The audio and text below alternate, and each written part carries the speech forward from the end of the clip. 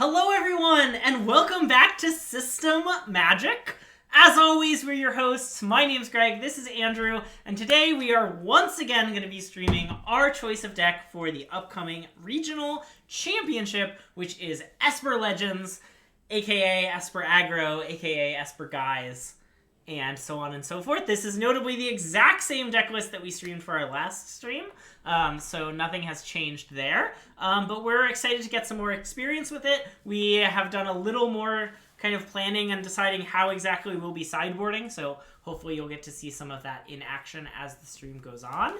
And yeah, we don't know, so let us know if you have any feedback. Notably, normally on our constructed streams, we switch up which deck we're playing a lot, so you get to see a lot of different decks. But because of this tournament that we have that's pretty big, we've really been wanting to get a lot of experience with Esper, and maybe that's something you like, just us playing one deck kind of into the ground so you can learn it really well. Maybe it's something you don't like so much. Feel free to give us some feedback as to whether or not you like that. And yeah, any kind of thoughts about Esper before we get started? No, I mean, it sounds like there's still a lot of, I don't know. So Greg and I here, just to get a sense of it, we just got out of our team Esper meeting, literally 15 minutes ago. Yeah. Where we discussed a bunch of stuff, and I don't know that I drew that many conclusions about I basically like our list. Yeah. Our numbers mostly work out. I understand our plans in various matchups. I know why we're doing the things we're doing. Yeah. Our list is coherent. Mm-hmm. Maybe it's not perfect. I don't know. There's some unknowable questions. Is the fourth Secret Coast better or worse than the third Shattered Sanctum? Unknowable. Oh god. My least favorite question. Is Tenacious Underdog actually the best one of Flex 2-drop slot? Also unknowable. Yeah. There's a bunch of things I just don't know the answer to. But that's great feedback, Ryan. We appreciate it. But I think a lot of this does make sense, and some stuff I have gathered an increasing amount of opinion about over time. Yeah. I've increasingly felt like the one Loran main is right. Yeah. Even though it looks really weird. Yeah. But I think it's just correct, even though it's very strange looking. Yeah, good evening, DC. So, I don't know, I'm pretty comfortable if we read this exact list. Yeah, me too. Maybe in the next 24 hours we're going to change something. Maybe, we're going to decide we don't like Tenacious Underdog. Maybe we're going to decide we want the second Ludwig. I don't know. There's some minor stuff that could happen. But I think it's very likely, or I think it's pretty likely that we're going to play this exact list. Yeah, we will not be playing Grixis at the RC. We could play it on a stream, but you have never once liked Underdog in our list. Well, perhaps we can convince you with some games. I am still the most tentative about the Tenacious Underdog, but always boarding out Island against non-land destruction decks, mostly. It's a little more complicated. It's a little more complicated. Notably against Esper, we like our full suite of lands, mostly because the channel lands are really, really good against Esper, and so you really want to be able to channel them, so you want all your lands.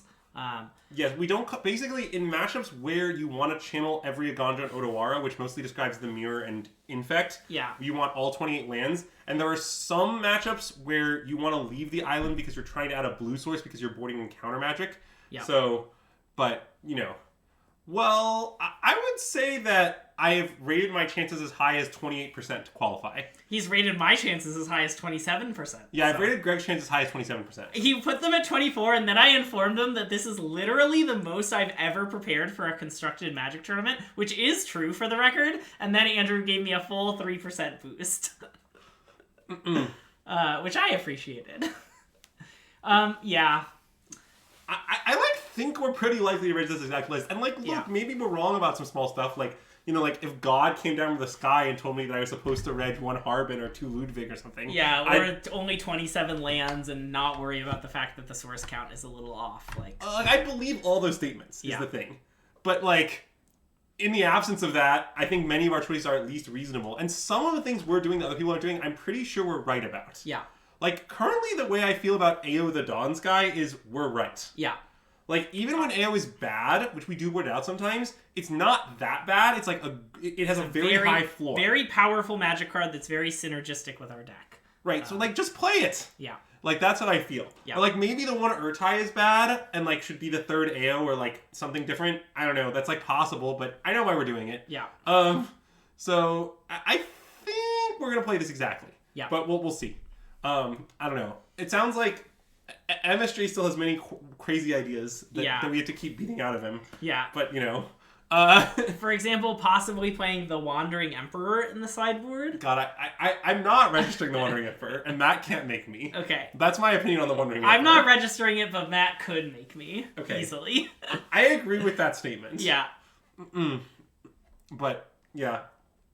Yeah, I also agree, like, I don't know, everyone was talking about what we should be doing over the next few days is fine-tuning, and I was like, that's not what I'm going to be doing over the next few days. Like, I want to play in paper, I want to play without, like, Andrew and Matt next to me, because, I don't know, I played a match today, and I was like, all the Esper matches I'd played for the last week, I've had an army of people behind me to discuss every play. Yeah. And suddenly I was like, wait, this is so weird, I have to, like, make my plays without help, like, and I just kind of forgot that that's, like, a thing. So, yeah, I mean, okay, there's some nonsense happening in the chat about what to play. I think it's time to fire it off, you know? Oh, firing off is fine, but yeah, we have done a lot of Three-Headed Giant. Yeah. Which is great. It's, like, very helpful. Like, I've learned so much playing from Matt and Andrew. Especially Matt, no offense. Oh, yeah. Well, that's because Matt was our Esper expert on our team. Yeah. Like, Matt was the person we put in charge of Esper early on, and then we all explored other things, and then we all came back to Esper. Yeah. That's what happened. But, yeah. Wow, look, the nut draw. Shall we keep? Yeah. I would like to keep. Yeah, I mean, notably... something chat should know today. So today we had our Esper Mulligan heuristics meeting, which I'm mentioning only because I think it's a very undervalued part of testing. That is having a meeting where all you do is discuss mulligans and not your deck list. Yeah. But anyway, in our Esper heuristics mulligan meeting, something I noticed when I was trying to generate hands to discuss using Hand Generator is a large percentage of Esper hands you look at and you're like, well, it's 2/3 drop with playable mana. I guess I'll snap keep, and it's not very interesting. And this is one of those hands. We're gonna attack, right? Yeah. Denick, I think. Yeah, it could be second Shieldred or second Rafine. Basically, like, we have a lot of Redundant Legends. Oh, wait, that's true. But, I mean, they could have Go for the Throat. Yeah. I'm not sure. I guess if they kill Rafine, I could imagine wanting to do this on turn 5. Yeah, me too. I think I want to discard Shieldred. Okay. But I'm not confident or anything. Oh, you think you preferred playing Iganjo there? I mean, I understand your point, but I don't think so. Yeah. Well, okay. Which is better in the mirror? I believe it. I do not like the dogmaticness of that statement. Yeah. Like, also, I'm glad this is a Shattered Sanctum and not a Seachrome Coast. Yes. My main response is which is better in the mirror is very complicated, and I'm not sure Odoar is better. Like, the reason Odoar is better is because you can bounce Shieldred. Yeah. Like, and you can bounce things with +1 counters on them. So they cannot do the thing, so I'm going to block. Yes. If they had a land up, I probably would still block, but it's certainly close. It's close. Bloop-a-doop-a-doop. Yeah, I like Shieldred. And I think attack both connive onto Denick. Yes. Nice. So my main response, by the way, the commentary in Steel Seraph is pretty simple, which is I don't think Esper has flex 3-drop slots at all. So therefore, I'm not interested in flex 3-drops because I don't have any slots for them. So, okay, I definitely want to discard at least one non-land card, which I think is now Denick. Yeah, I agree. And I think discarding Thalia makes some sense, but maybe it's just coasts. Well, a 5th power on Denick is a pretty relevant power. I think it's not, because this is their only block, right? Like, oh, you mean for future Shieldreds? Yes. Okay, I want to bin both guys. Okay, yeah. And we're just going to gain so much life? And yeah, I guess we have a good next turn play of, like, flash this back, leave up both channel lands. Yes. Okay. Well, yeah, it's a little more awkward than that, but yes. Yeah. Sure. That's the gist of my intent. Okay, great. So, well, they did not hit a land, so they died. Okay, so our current intent in the mirror... God, we just had a meeting where we argued about this for like an hour. That's true. But, yeah, basically our current intent in the mirror is still, I think, to board in removal spells and wedding announcements and cut downs and Gig's command. But on the play, we think it's more complicated, is it sounds like the situation. Yeah. Basically, we are now toying with plans involving... on the draw, we want to cut both AOs? Yeah, I think no AOs on the play. And an island On the draw? Yeah, because AO's too slow on the draw usually. And we want the announcements. Yes. Between AO and announcements, you want announcement on the draw because you want to not die. And even though wedding announcement isn't that fast, it's fast enough. Wait, this says we're shaving an Urtai. What am I missing? Oh, we want the destroy. We want the destroy. Yeah. Okay, yeah. Yeah, I'm not 100% sure cutting your ties right, but it's definitely reasonable. Yeah. It's pretty slow and clunky on the draw. Yeah. Yeah, I think... So notably, like, okay, Matt and I played a game where, like, he kept in Thalia's, and I just had, like, a bajillion spells in my hand. And notably, okay, I did end up winning this game, but that's because I drew Rafine and Shieldred and he didn't. But, like, this is a keep. Yeah. Nice. Well, and in general, chat, what you have to understand about the mirror that's very complicated is many of the games in the mirror you cannot win. Yes. Yeah.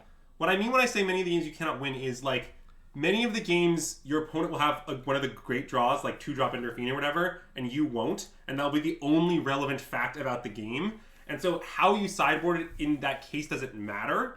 So a lot of your choices have to be geared at the games where that doesn't happen. Yeah. And that's tricky because you have to be able to conceptualize these games that you haven't actually played all that many of. Right. Because, it's only 40% of games or something. But that's neither here nor there. Yeah, and that's, like, why we like wedding announcement, because, like, if one person gets run over, it doesn't matter. And if it's not true that one person's getting run over, then wedding announcement is a pretty good card. Yeah, especially because I think often what no one getting run over looks like is a lot of removal spells being exchanged. Yeah. Which is obviously a good spot for wedding announcement, but it's very hard to discern because often you draw wedding announcement and you lose badly, and then you have to assess, like, well, would I have lost badly with the alternative card? And then frequently the answer is yes, and then you're just confused. Right. But anyway. Oh, look, it's Rafine. Nice. Shall we run over our opponent, Greg? Yeah, let's do it. I think here I'm happy to discard second Denick. Yes. Yeah. I think Go for the Throat is a somewhat reasonable discard, but I like second Denick. Well, yeah, I mean, I think that's high on the list, but yeah. I'm imagining some weird situation that might occur where we, like, at some point Gix's come in and sweep the Skrelv, and then post that have the Go for the Throat ready. Oh, that's true. That's a good Maybe point. that's, like, too far out to worry about, but that's what I was thinking. But anyway, yeah, basically we think Thalia's might be right on the play, but we also think it's beyond human understanding. Yeah, and there's like a lot of cards you want to bring in and not a lot of cards you want to cut. So if you leave in all the Thalias, like... Yeah, we thought our sideboarding was straightforward under the assumption that you don't want Thalias on the play, but we have no idea. Also, did we say the 2-1 thing? The 2-1 thing? Like, Thalias are awkward into a bunch of 2-3s. Like, there's like, the other reason I beat Matt is because, like, he played Thalia and it was really good against me, but my board was Denick Ludovic, and, like, the Thalias looked really embarrassing because it was just, like, my creatures outsize Thalia at all times, easily. Yes. One of the problems with Thalia is that the body is terrible. Is in essence what you're saying. Yes. Well, look at this point with our outdated Razor Lashes. Yeah. Let us make fun of them. Let's play Shieldred. I agree. And gain a bunch of life. Well, I mean, they might have Go Throat here. They're kind of repping it. Oh, sure. I guess that's true. But, I mean, I think we should still just play it. Like, I don't know. Because, basically, I want to play it for mana efficiency reasons, because the next time we can make Adeline and a second play very plausibly. Yeah. Maybe we could have played Denick, but I don't know. I'm pretty into making them have it, I think. So, I think I want to connive here. Yeah, I like that. Because of cut down? Yeah. I kind of want to discard... Well, it could be Odo... Even though Odo War is good in the mirror, it doesn't look great in this particular game. Yeah. Do you want to discard an announcement, or do you want I think I do want to card discard. I'm pretty into I like this discard. Okay. Yeah. We're on the same page. That's what I would do.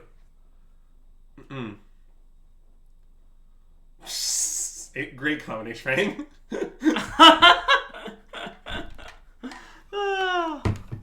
See, the thing you have to understand is that this is a pro Mina Harker stream. That's true. That's true. Yeah, had Matt's Thalia been Mina Harker, it would have been very different. Our opponent has one card in their hand. Yes. I believe they are hideously dead. But I think we should play Adeline. I love playing Adeline. Yeah, that's a fine way to tap our mana. Tap our mana. And it's time to Denick to the moon. I mean, I don't hate getting another counter on Rafine. because of Gix's command, but... Gix's command is about to become a counter. Well, I meant from them, not from us, but... Oh, okay. That's fair, I suppose. Yeah. Yeah, we were definitely in garbage time. See, one of the nice things about Esper is, what's the plan versus Trax piles? Beat the shit out of them. Yeah, it's not that complicated, honestly. Like, yeah. I don't, if you mean like the black-red like Reanimator deck, like, I don't think it's that complicated. Like, you mostly just have some counter spells and some Denix, and like, you beat them up. Mm-hmm. Like, I don't think it's like that, like, complicated matchup. Like, don't board overly grindy. Yeah. Is kind of my advice. Like, you want to kill them. But, like, we, like, leave Adelines and stuff. But, I don't know. I'm trying to give useful thoughts. Oh, one thing I think is a useful thought is that against Red Black Atraxa, you should often try to not play Denec on 2. Yeah. If you have another 2-drop. If you don't have another 2-drop, play it on 2. But, like... Right. But, like, it's very annoying for your opponent if, like, you, like, do some stuff and they answer that stuff and then you play Denec and delay them Atraxing. Sure. Like, sometimes the game you're playing is just about delaying Atraxa enough turns to kill them. Right. And so, like, in that spot, like, playing Atraxa, like, you know, on turn 4 on the draw or turn 5 on the play is very inconvenient for your opponent. Oh, and the kill spells are fine because you just, like, kill Atraxa and then kill them the same turn is usually good enough. And they have some shield grids. Yeah. Yeah, we're pro kill spell, pro counter spell, anti-grind card is roughly our play. Does not have very much skill. And they also are 3. Oh man, we talked about this hand. I think we're keeping it, right? We decided, I think, keep on the play. Okay, yeah. Except, to be fair, when we talked about it, this was a land, but... Oh, you're right. This is better than that hand, though. Yeah. Yeah, so chat, and I'm rolling in heuristics, meaning basically I just generate a whole bunch of hands that I thought were close by repeatedly spamming generate on a hand generator, and then we talked about them all one by one, and then discussed making them better or worse until we kind of came to consensus. Yeah. But, yeah. I mean, yeah. This is what we signed up for, so... Yeah, I mean, I don't know. Maybe they won't have a second kill spell.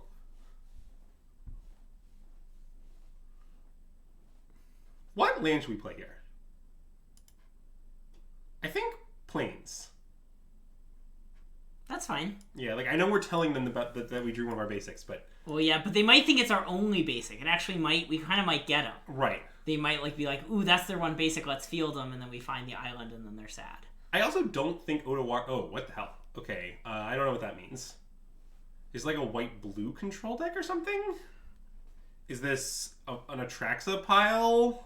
But they have a lot of basic planes to be an Atraxa pile. Yeah, I don't know what that means at all. But I guess let's play another Rafine. And hey, SVRS, welcome to the stream, and thanks for the follow! Mono White Splash Herd Migration. Wow, that's insane. Well, wait, but I think the Domain Control deck doesn't have... Like, this is a lot of basics. The Domain Control deck has a lot of non-basics. I think there's a chance our opponent's just playing Blue-White Control. Because, like, you just play the cycling in anyway, right? But, I don't know. Wait, tap the basic planes because of Ludwig, maybe? Oh, that's a good point.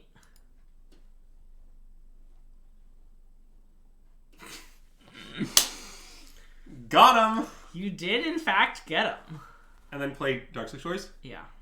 Well, okay, something to note here is I'm not saying our opponent isn't playing Atraxa, but what I will point out here is even if they were not playing Atraxa, they would still play Spar's Headquarters given that they're blue-white. Yeah. Although this Yavimaya Coast is... The Yav Coast means they're playing Atraxa. Okay. Yeah. We can't actually conclude that from just the Spar's Headquarters. Presuming we think straight blue-white exists, which in my experience it does, but is debatable. Well, it's time for a nice Rafine. I would love to make Rafine. Wait, do you want to play land and make it one bigger? Oh. So yeah, probably. Yeah, I think so. Just play Chaos? Yeah. Yeah.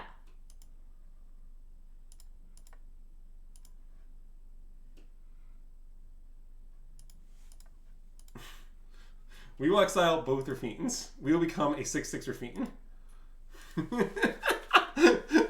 Look at Ludwig. I think I would have discarded Otawara. Oh, yeah. Okay. I assume they have good targets for Lorien, even though they haven't played any. Oh, yeah. This is not Rafine. That's this Olag. This is Olag. Ludwig's hubris. for those wondering. Yeah. Oh, I love Spirit King. That's not a show of strength, as they say. That's true. It is a card that Lorien kills, but I think we can do better. Like that. Well, first we get to play Adeline and connive a bunch. Yeah, that's true. Yeah, I would. Let's start with that, and we'll improvise from there. And I'm down to tap this way. Yeah, I think it's tapping in a reasonable way. Okay. It's tapping us out of double white, but I don't think that matters with Adeline already in play. Yeah. I guess maybe it's possible we could draw like 2 white spells or something weird, but that's probably not worth worrying about. Okay, well, Go for the Throat's pretty bad. I mean, we could just discard these and play these 3 cards. Well, I guess that's bad into a sweeper. Yeah, but like, what do you... So how do you wish to... How's your plan to play on a sweeper? We could just play Plaza Go. Like, I'm not uninterested in Plaza Go. Olag kills them damn quickly. Like, just discard those 2. I think discarding those... We also could leave Odawara because it bounces the thing. We could do this. I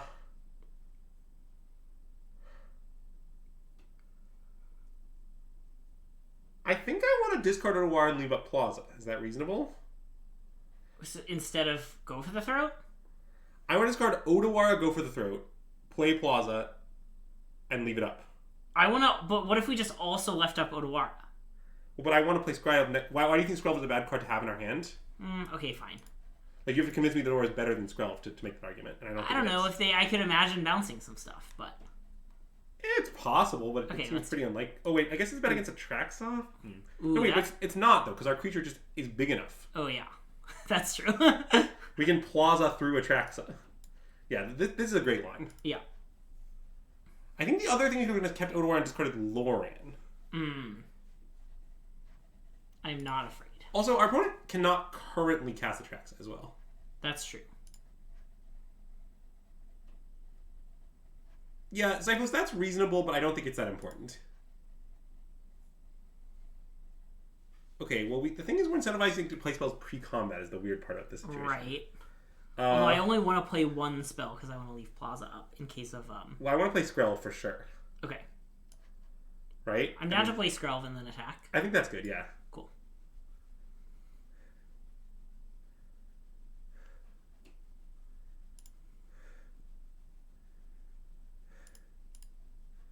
And I think I want to keep conniving onto Olag.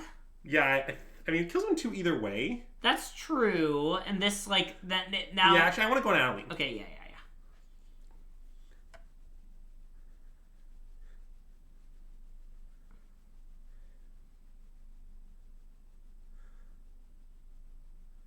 Huh.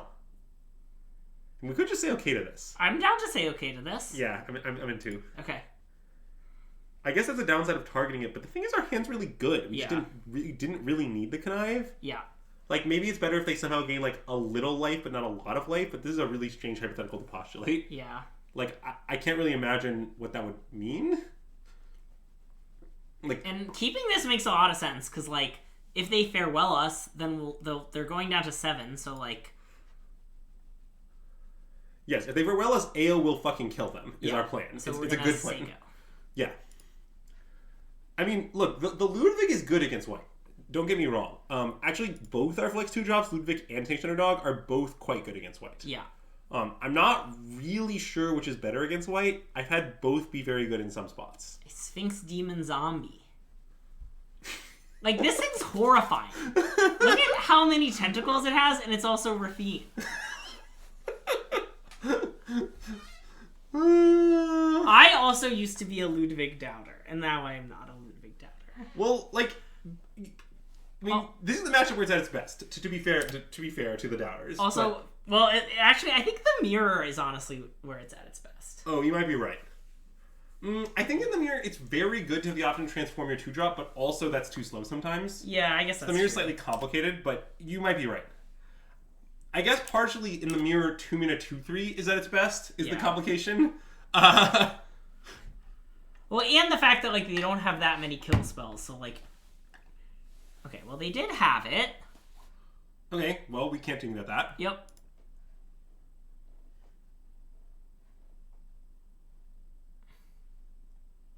I want to play all 3 cards in our hand. I love that. And I think you want to destroy Bankbuster. Agreed. Okay.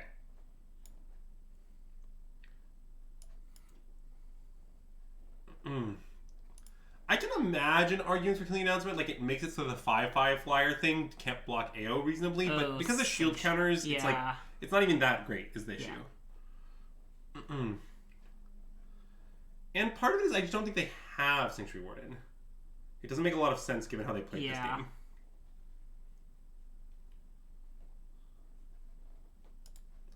Okay, well, this is the part where we need Shieldred to come finish the job. Yeah.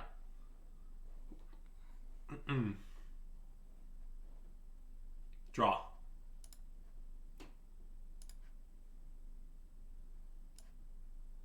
Unlucky.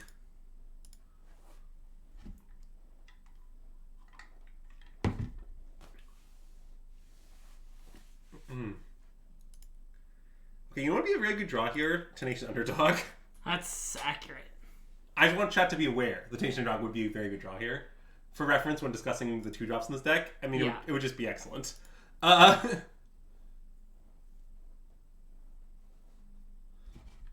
gotta love the Under Rat. What the hell? Do we want to protect it? Maybe. I think no. Well, if we draw Shieldred yeah, and we protect it, we win the game. Okay, that's a good argument. So I think I would save it. And because I don't literally win the game, right? No, we do, right? Because we okay, but yeah, I think we probably need it to win. Okay, I think we're dead. Well, we could draw. Oh, no, we don't. Wait, it doesn't die to go for throat. Okay, we're dead, I think. Damn. The Cityscape Leveler is a insane inclusion. Yeah. Well, maybe, but I don't think that makes it correct. But it's definitely true. Okay, so against white, we were shaving a Denic. Yeah, and we were cutting another 2, right? I think it was Ludwig. It was Ludwig. Even though Ludwig sure did look good there. Yeah. But also we were like very flooded out, and we're cutting all the go for the throats. Well, I think part of the idea is that 2s in general are worse post-board because you're less good at just like running them the fuck over because they have better answers. And we're going to cut Iganjo and Island. There's no way they have field. This person does not have field. Okay, and then we're going to add Destroy Evil, Loran, Kaitos, and Counterspells. Now wait, one thing I think we should discuss at this point in time is... Okay, so this list is blue. Yes. We haven't seen any blue cards. Okay, so they probably have Counterspells. Well, that makes AO worse. Oh, that's true. AO's kind of like one of our last cards in this matchup anyway. I want to make it the Ludwig. Yeah. I think we should. Do you want to make the other one the Denic? No, we can have one AO. Okay. I think the one Denic is... I think cutting one Denic is pretty reasonable in this matchup. The idea, chat, for reference, is they're pretty good at exiling it when they kill it, and 2/3 doesn't matter very much. Yeah. And the back half Denic is good, but like you'll find one eventually. 3 is sufficient. Yeah. Oh man. Close hand. I want a mulligan. Yeah, I guess I do too. It's close though. It is close. I'll sneak this. Better. Yeah, genius mulligan, Greg. And I think just tuck back up Shieldred. Yeah. Okay.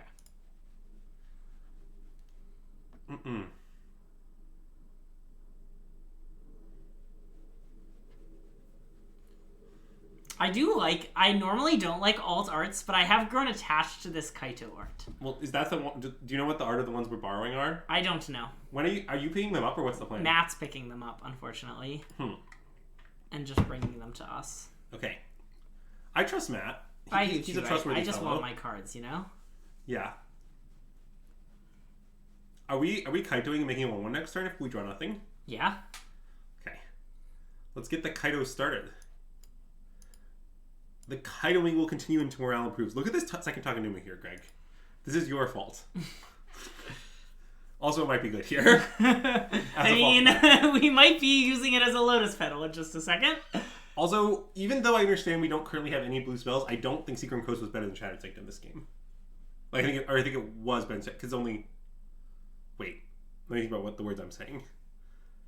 Chad, I'm trying to make some commentary on... Ooh, that was a nice draw. Yeah, so what are we gonna do? We could, in order to protect our companion, play Lorian. Kill the companion and be ready to block the farm. Why don't we start by looting? Okay, let's start by looting.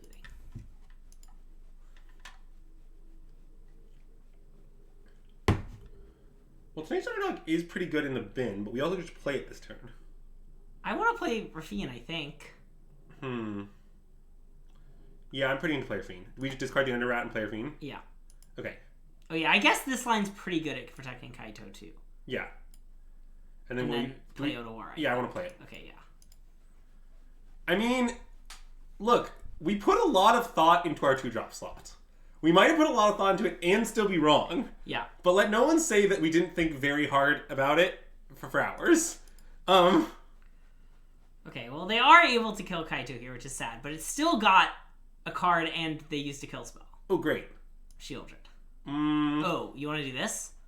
I think I want to do that. Okay, that makes sense. Just underrat him. Just underrat him up and down. And all around the town. And I mean, one of the reasons underrat is hard to compare to the other 2-drops is like, underrat is best when you don't cast it. This is the dream scenarios of underrat don't involve you putting the card onto the stack. So, like, if you only think of it as a vanilla 3-2, you're like underrating the card. Run it back? I think so, because next time we can Rafine plus underrat is the idea. Yeah. Yeah, I like that. And one of the things I think is good is like, okay, White's actually really bad at dealing with this. Like, their removal's all sorcery speed. Like, they can farewell it, sure, but like... And they can Wandering Imp it. Yeah, but like, they don't have a lot of ways to handle it. Yeah. And also, it's currently drawn us 2 cards and we invested no cards. Oh, wow. Maybe we should just play like a lot of shit. So now I want to play things. Yeah, agreed. Like, maybe Kaito Rafine? I like Kaito Rafine. Okay, just because it's mana efficient mostly? Yes. Yeah, that's fine. Well, I mean, this is a good rule of Magic. When you have a lot of gas, is when you should care the most about mana efficiency. Yeah. Because, like, you'll just be deploying stuff for many turns to come, and so playing the best stuff is less important than improving your deployment rate. Yeah. Oh, they could have a counter spell here. Interesting. Yeah, whatever. Make the guy? Yeah. I mean, do you want to play Dennick? And playing Dennick is reasonable. But it's less mana efficient. I mean, I like that it's not exposing Rafine. Yeah, I'm kind of interested. I want to play Dennick. Yeah. Guaranteeing Rafine Tonight is just really strong, is the thing. Yeah. And, like, look, if our opponent spends kill spells on Dennick and the 1/1 Ninja to, like, make our Kaito awkward, like, mission accomplished. Sure. Look, if our opponent makes some random 2/2s and hangs out, mission accomplished.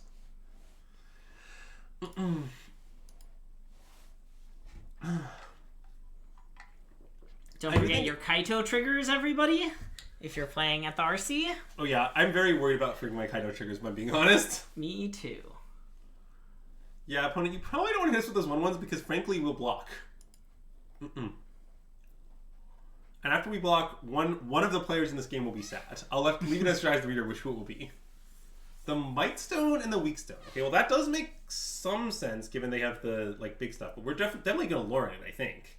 Oh yeah, Lorianing that. So you want to like Lorian Rafine? Well, I think I want to play Rafine, attack, draw a card, and then assess. Okay. But my intent is to Lorian that. And we're going to attack with both or just... I think we should attack both, or... I think we should attack both... it's complicated. Maybe we should attack with just Ninja at Wandering Imp. That makes some sense. I think I like just Ninja at Wandering Imp. And play this, right? Yeah. Does that seem reasonable? Yeah. I think it seems good to me. Because I don't want to connive onto the Dennick is the issue, and if we don't want to connive on Dennick, we can't attack with Dennick. Yeah. But I would really like the counter. Me too, but I don't think we can get it. No, we can't. Wait. Is second time Numa's a better discard? Oh, it is. Yeah. Yeah.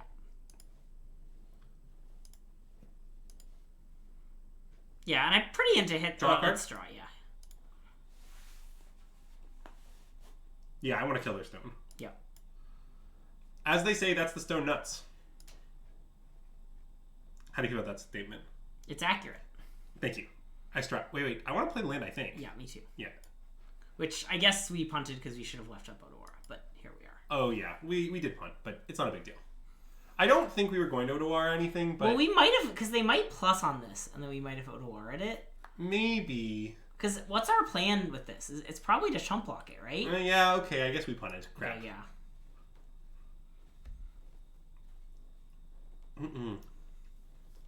Chump block it with... Loran? Well, we do have Loran Shieldred. Oh, that's true. I mean, we don't have to do that, but it's a pretty good thing to do. Nope, they want to transform Farmhand is what they're doing. Oh, I see. Okay. Which is, I think, reasonable. I'm not sure if it's right, but it's reasonable. The issue is I'm worried our opponent is doing things that are less important than just, like, beating down our shit to the maximum degree. So this is indicating a Gonjo. Right? That's, like, the only reason they make this attack. Or maybe second Wandering Imp, but, like... Yeah. Second Wandering Imp is super mid. I'm thinking about their Fiend block here. Right? Like, I might be willing to block into a Gonjo. Oh. Okay, wait, what if we double block? Wait, that's what I want to do. Wait, yeah, sorry, that's where I should have gone first, I guess. Let's just double block.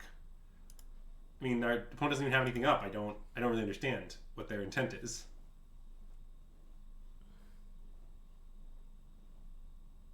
Okay. So how much mana do we have? What would you say? 7? Yeah, I mean, I guess the Loran attack isn't that great. So we just send the ninja at Wandering Imp? Yeah, we don't want to under-rat, do we? Well, the issue is we don't have a land. Yeah. And we don't have a second black source. Yeah, I don't want to. I want to play Shieldred. We want to play Shieldred Thalia and leave up... Well, I would start by attacking and drawing a card. Okay. Because Kaito's in play. Yeah. Oh, no, wait. Yeah. Maybe we'd rather gain the life with Shieldred, but yeah, anyway. Wait, except we don't ever fiend it. Oh, you mean... I think Shieldred. We should play Shieldred first. Yeah. We're at 14. Wait, it's tapping mana terribly. So we want to leave a black. So just tap the Odawara mana. Black, yeah. Oh my god. Apparently that was insufficient.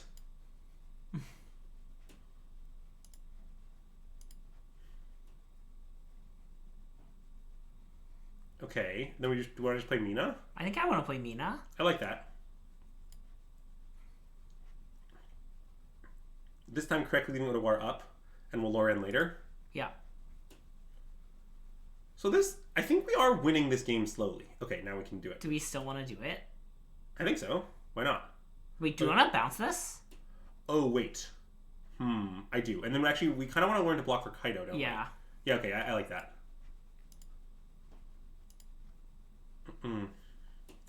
This game is weird because all sides have planeswalkers. Yeah. So, like, it's complicated who's, like, attacking and defending. Like, our opponent doesn't want to over-attack because we'll kill their Wandering Imp, but we don't want to over-attack because they'll kill Kaito. Yeah. And so, like, we're in this weird holding pattern. Although, I'm pretty scared of farmhands flipping. I understand they're a bit far from it. Yeah. Because they don't have... They have no way to plus to make a farmhand able to flip. But I'm scared. It's like, are we blocking with Loran here, or are we blocking with Mina? I want to block with Loran. Why? Because they only have 3 mana, and I want to make whatever they're trying to play awkward. Well, just that we have Thalia in our hand. Okay, let's block with Mina. And there's, like, the Shieldred thing. Yeah. I think I like the Mina block, legitimately. It might be wrong, but, like... We could double. No, that's bad. Yeah, I mean, it trades our 2 guys for the farmhand. Is what which is pretty bad. It doesn't seem great. Maybe it's fine, actually. Is it bad? Wait, I want a double block. Is that insane? I don't think it's insane. I think it's, like, somewhat reasonable. And if they Gondros or something, like, okay. Yeah, I mean, then, yeah, it's fine. This is some limited 101 stuff. Wait, it's first strike. I'm an idiot. Oh, God. Sorry. Oops. Well, that was very stupid. Well, it's fine. Okay, attack Wandering Imp. I like that they still didn't play anything. Yeah, I do like that also. It's fine. We'll just punt. I think we might still be winning. I agree. We've learned how to cast our Shieldred too, after much experimentation. That was good min clicking the Shieldred. Oh, are they gonna... Oh, God. Okay. I mean, that's fine. Yeah, I mean, it's bad for us, but it's fine. Draw. Yeah. Play these 3. Yeah, I like that. We take 1 pain regardless. Yeah. And I mean, we're getting to the point again where we're going to start like bringing back Dennick and unearthing Underrat and stuff. Yeah. I don't know what my plan to block is, admittedly. Well, this turn our block's going to be really bad because all the farmhands can flip. Oh, yeah. Like, if they attack Kaido with both farmhands, we might just have to let it go. I think we should let it go.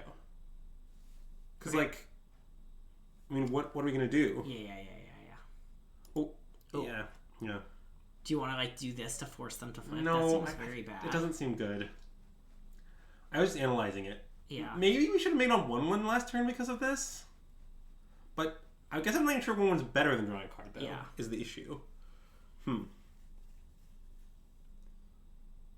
If this is their play, this is all great. Ooh, that's good. I mean, we definitely want to bring back some stuff from the bin. Yeah. So wait, Dennick Underrat does work in a good way for us. I guess it does, yeah. And I guess we can kill the one... But I guess we might want Adeline play because we might want to like start trading for these things, these monsters. Yeah. Like, I think it's possible we should just not Underrat this turn and just play Adeline plus Dennick. Yeah, I agree. I think that's what we should do.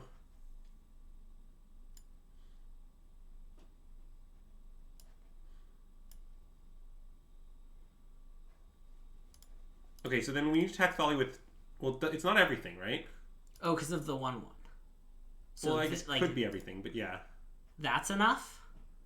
Plus the 1/1? Yeah, I guess it's kind of the same, yeah. Okay, you're right, it doesn't matter. Either way, 3 things go at one ring up, 1 thing goes to them. Yeah. And who goes where is...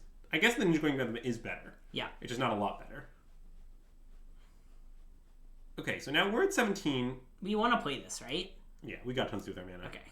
I mean, I know they could Wrath us, and I know that they're kind of setting up for it. But at least they can't throw us right now because we have Thalia. Yeah, I mean, they could land fair. They haven't played land yet. But... Well, but they haven't had that land for a while. Yeah. And then next turn, I don't know, we keep doing stuff. I mean, I think we should trade off Adeline, right? I think so. Yeah. It's a little bad into Wandering Imp for the +1/+1 counter, but then I guess we just kill the Wandering Imp, so who cares?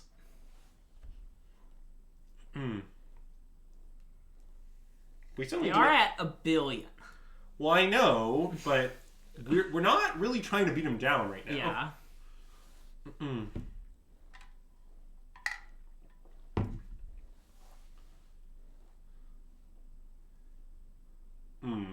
Okay, that's very bad. I feel like we played in such a way that we were good against everything except land for a while. Yeah. Yeah, I don't know. I think I'd make the same plays again. I think so too.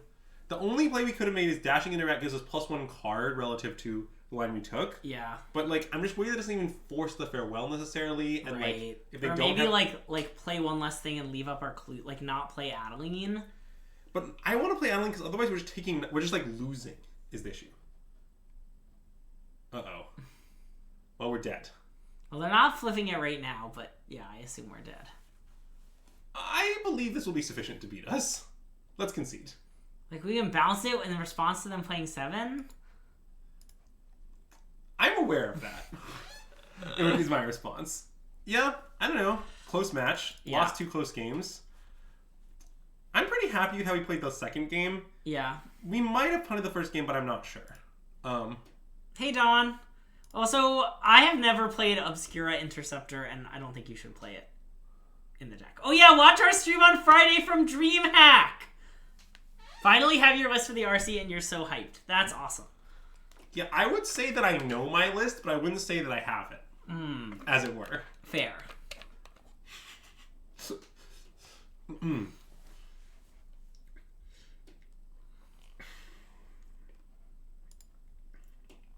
Sneep.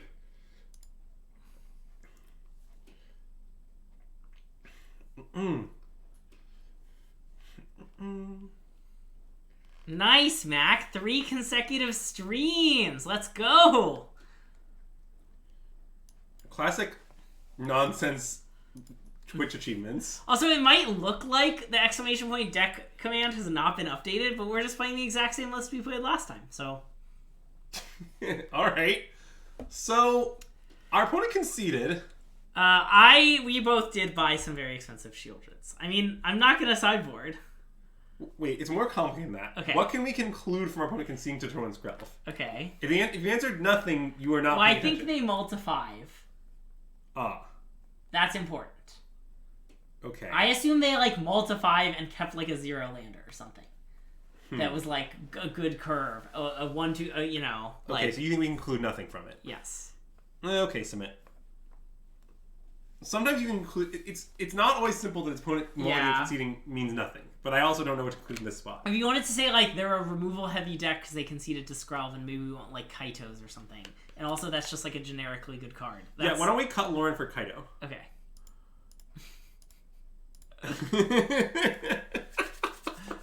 We need some nonsense emotes. I mean, okay, so in other formats, like, okay, if this happens in Modern, you would assume your opponent was playing a deck that mulligans frequently. Okay. In Standard, I don't really know if that's a concept is the issue. I mean, with this hand to keep. Yeah. Oh, you looked away for 30 seconds. We played turn 1 Skrelv, they mulled to 5, and then conceded. You're registering 4... Oh, yeah. Nice. Yeah. We have some... H-Fang has some extra Minas for anyone who wants them. And we've been asked to sign Minas. System Magic will sign all Minas. H-Fang apparently attempted to order 4 Minas and ordered 14 Minas. Wow, pointing at the Lauren was a huge mistake.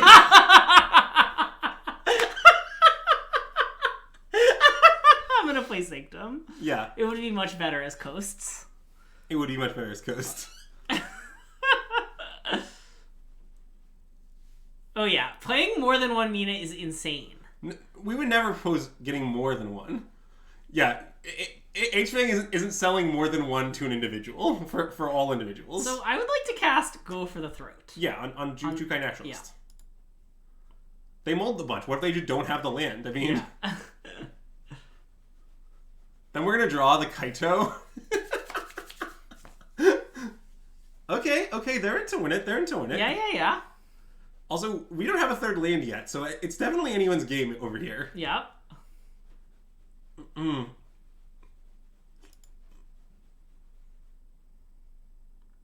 Oh, great draw, Greg. This? Yeah. I mean, it's a little awkward that we did more white mana, but I think we should just slam it. I think if we had white mana, I would have done this. Agree. But I don't think playing only one of them is that great. Yeah. I mean, it's better if they have, like, O-Ring. Or they're going to get back the thing. What? Oh, the Jukai Naturalist? That makes sense. Okay, well, wait, they don't have any follow-up? Okay, we're into win it still. I mean, bash. Second Skrelv, I would assume? Yeah. But then I'm not sure what to do.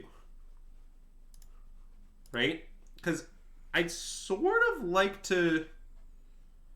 I mean, we definitely need to double spell, right? And the question is, what should be the manner of our double spelling? Do you prefer Dedic or Skrell, and what do you want to go for throughout? You could just play Denic Skrelv. Well, that's true. I somewhat suspect we should kill something. I mean, I think the scariest thing is the backside of this. Oh, that's... But I just want to do that. Or I just want to slam this. They only have 1 card. No, wait. I want to play Denic Skrell, I think. Okay. Because then next turn we have like a big connive coming and stuff. Yeah. And they didn't have the O-Ring next turn, so we're basically saying it's now or never on your O-Ring. Yeah.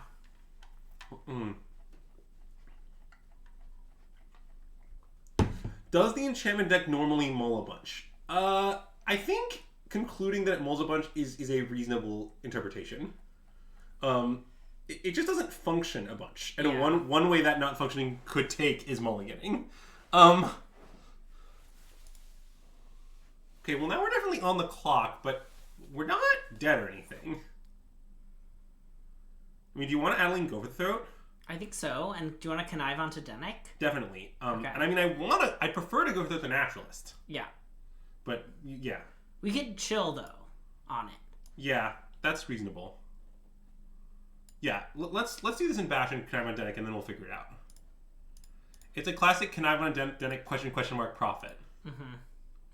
The list, we're playing the exact same list we played on Monday, so I did not update the deck command.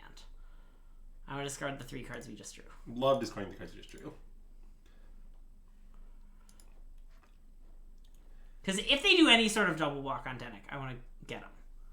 Okay, that didn't happen. Okay. I want to kill this, I think. I think so too. They only have 3 lands. Yeah, I want to kill it. I don't want them to double spell pretty badly, and I also don't want them to have a big life linker. I don't want any part of it, really. Also, our opponent's very close to just being dead right now. Because we can unblockable Adeline, which, for those keeping track at home... We actually can't unblockable Adeline, but it's fine. Oh, because the 1/1s are colorless. That's true. Okay, so do we just block the 4/4 with our 3/4 with our 4/4? What do they have? A Gondro. Oh, sure, okay. I mean, we could just take it. If they have a Gondro, I want to block, because they're going to Gondro anyway. Well, then they get a 1/1, though. We shouldn't block Architects. Wait, what? Oh, no, wait. Sorry. Never mind. That makes no sense. Yeah, let's block Architects. I mean, we could just block this in case they have something weird we're not thinking about. But... Nah, they have a Gondro. Okay. Or bluff Gondro. Classic Gondro bluffs. Well, Greg, you want to do the candle sponsor spiel? Oh, Greg. Oh, they have a Wrath. Okay. Okay. We'll beat that, I think. I mean, they do still have this. It's very scary. Yeah, we are still on the scented candle brand, scented candles. So we today have the Jasmine candle from the scented candle brand, not from Target, from this random box of candles that my mom got me for Christmas. Yeah, easy slam shit. Oh, sorry, that was the I was like, what are you thumbs upping? Yeah. It's okay. We're sticking with the brand. We're just going to do a different one. In fact, I'm going to try and use the old one to light the new one. Well, that's thinking with portals. Okay, never mind. It didn't work. Same brand. Now it's Gardania. Okay, I'm taking over, Greg. That's fine. My intent, I think, is to pass and leave Urtai. Because our opponent's at 5. Wait, have you considered that a 3/2 flying is pretty good against an opponent at 5? Oh. Yeah, okay. The problem is, this is a classic all lines win angle. Yeah. I know, what if they, Wrath us somehow? Then we'll be fine. Yeah, well reasoned. We would be fine. I mean, that was, definitely a little scary for the fact that they mulled, but... How do we sideboard against red-black Atraxa? Great question. And you're the second one to ask it, so we should answer it. Fine, we can answer it. It's pretty straightforward. Basically, we change very little. Yes. We cut 2 lands, is the current plan, and we cut Loran. Please share our master's thoughts. Wait, Jeffrey, I already submitted a team. Wait, Jeffrey, if you want to remind me who it was that was, due for the Masters and I should have put into my lineup, I would appreciate that. Also, if anyone has opinions about my fantasy golf team for the week, I would appreciate some advice. But yeah, okay, so we cut 2 lands, we cut the Loran, and we cut another card, which is either Ao or the Ludovic, and we don't actually know. It depends on vibes and their exact list. And then we bring in the 3 counter spells, the 2 disdainful strokes and the negate, and the destroy evil. Yep, that's the plan. Also, Jeff, I do really appreciate you coming into the Wednesday night stream and reminding me to submit a fantasy golf lineup. Because often I forget, and this is a great time to remind me. Also, I do have a real money bet on Abe Answer to win the Masters. Because Abe Answer is my favorite golfer. I can confirm that Greg has said that. Or at least, if he doesn't, he's kept his story very consistent. Ooh, Max Homa! That person, don't tell my brother. That person's in my fantasy golf lineup for the week. I want to keep this. Me too. It's a little awkward, but yeah. Nah. What could go wrong? Is it even awkward? I can't see any way this hand would go poorly. No way. Wow, I love the Max Homa validation from chat. See, what chat should know about Max Homa is that he famously has the same last name as noted Michigan chess grinder Seth Homa. Play Mina. Uh-huh. And then say go. Mina's here right on time, don't worry. We got you covered on that front. Should we attack? Oh, because we actively want them to kill Mina over Skrelv? Yeah, we probably should. It's an unhinged attack, but it's probably right. Like, if your opponent does this to you, I guess what you should do is just still kill the Skrelv with your kill spell, but it is just an insane thing to do.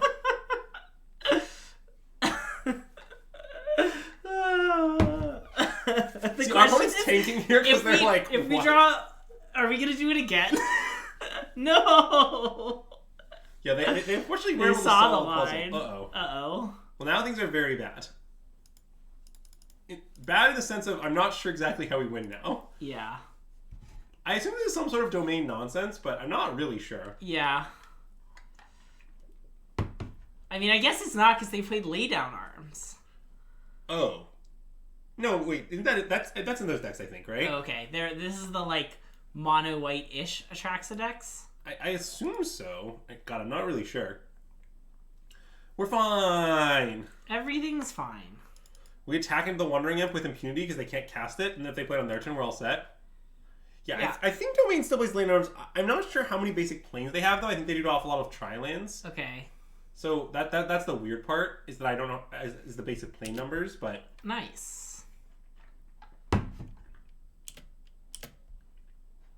Oh, we're in the game. Well, do you still want to play Lorian, though? I guess not. No, I want to play Rafine. Rafine. Do I still want to play Lorian? Uh-oh. They have a counterspell? I mean, I would never respect that. That'd No, be they ridiculous. just have priority because of this, I think. Oh, okay. Now we can discard Thalia, and that baits them to killing the second Thalia. Then we hit him with the third Thalia. They never expect the third Thalia. Yeah, an Ice Paper only play for you, Chad, is that after you've locked down your opponent with Mina Harker, you follow it up with Thalia. Slam Thalia, yeah. They have different names. Have we been sold on the underdog? Andrew has. I think I'm going to play the underdog. I mean, Sold is strong. It's like all unknowable, but yeah, I'm leaning towards playing the underdog. Wait, I want to play Adeline now. Yeah, we loot like 1,000,000 times, right? Yeah. It's pretty great. The only thing I like more than one loot is like 1,000,000 loots. I mean, they could have Wandering Imp. Yeah. We should connive onto Rafine because of it. That's true. Okay, well now that is no longer true. Well, they could still, I guess, have, in theory, a Gondro, but I can't imagine this like plays a Gondro. So I think we should just attack with both and connive onto Mina, is my guess. Okay.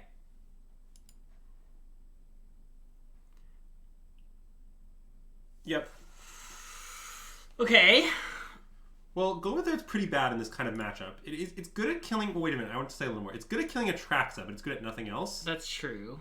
I guess they're... Wait, they might play Atraxa next turn. I think we should discard... I think we should keep it, maybe. I think we should discard Dennick, Thalia, Second Children. We could discard both Dennicks. That's I guess, true. are we planning on playing one post-combat? I guess we...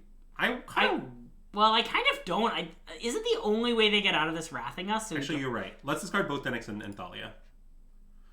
Because that gives us I double... kind of want to keep a 2, so if they wrath us, we can, like, play Thalia Shieldred if we get... maybe that's too cute. Well, just, like, repeatedly sending Shieldreds at post-wrath is a good strategy. Okay, that's true. That's my argument. This works. Yeah, okay. Just all the 2s to the bin? Yeah.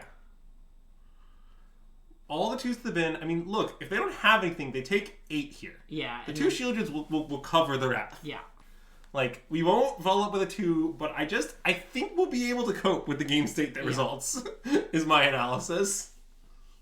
And I mean, look, this is one of the reasons these decks aren't very good against Esper, is that they clunk and blunk around a lot. And you can currently see a lot of clunking and blunking from our opponent. Okay. Get an island, I guess? Yeah. Yeah, I mean... By the way, this is the sole argument for Rafine's Tower, is that it's good against Boseiju, but we think it's bad in all other ways in all other circumstances. Yeah. So we play 0. Wow. Whoever's advocating for keeping this Go With Throat, my understanding is both very smart and very handsome. Handsome, maybe, but... Greg, I want you to know that if you insult my appearance in this shirt, in a sense you're insulting your own appearance, as you wear this shirt much more than I do. That's true, but I'd never button the top button, you know? I'll unbutton it just to make it more egregious. Let's Outlara. That's more fun. Oh yeah, that is more fun. Mm.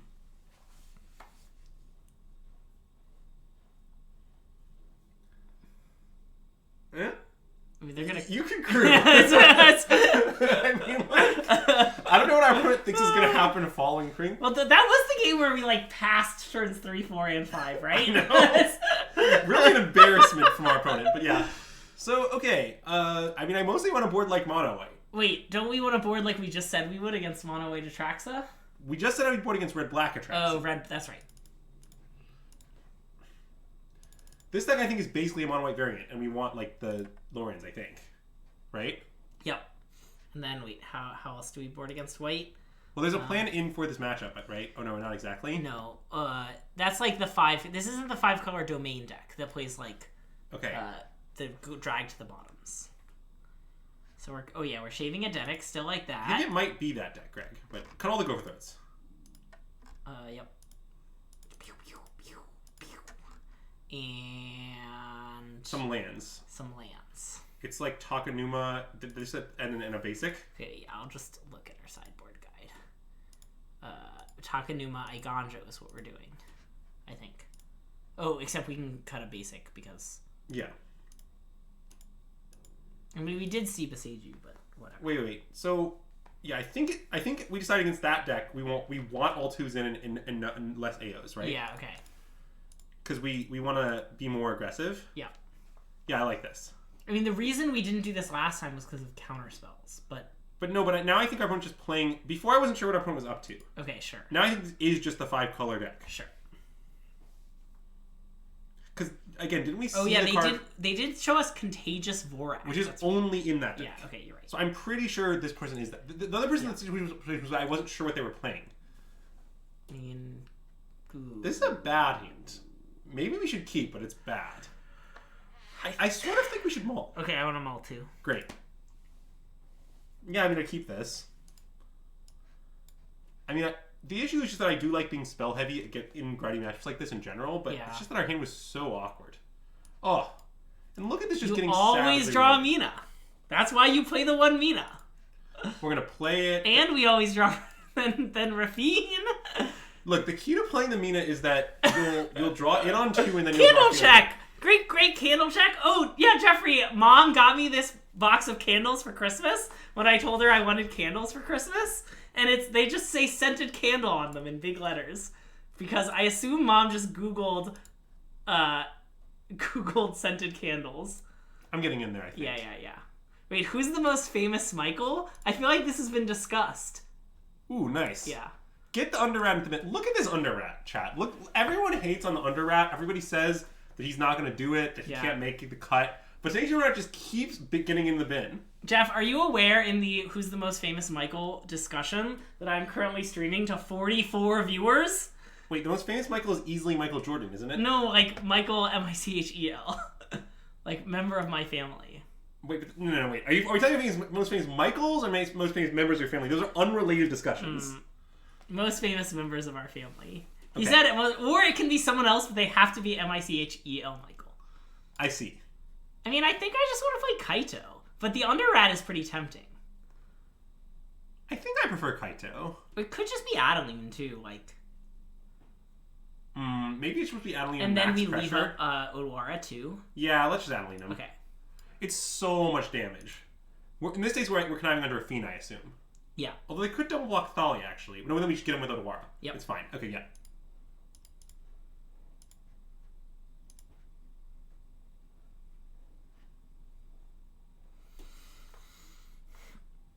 So, I think I want to discard this and this. And then I don't know if the other card is Kaito or Urtai. It might be Kaito. Well, can they Wrath us next turn? They could depopulate us. And if they do that, we'd much rather have Kaito in our hand, right? I agree. So, I think we should keep Kaito in. Discard the 3 we just drew again? Yeah. Because I just don't think we're losing this game to them not Wrathing, is the thing. And this play, it seems like, sets us up such that like we can beat the Wrath to the greatest extent while still, making them have it. Okay, that's a fine outcome for us. Yeah. So, yeah, what happens here is our opponent goes to 7, or 10, sorry, not 7, can't count. When it goes to 10. And if they wrath us also, we can save something. Yeah. Which we might want to do. Oh no, rat cameo is redeemed. Okay, I'll go get the rat. Okay, go get the rat. The rat is on its way. I feel like we need to make these more expensive. They've been happening too much. No, they're great. Okay.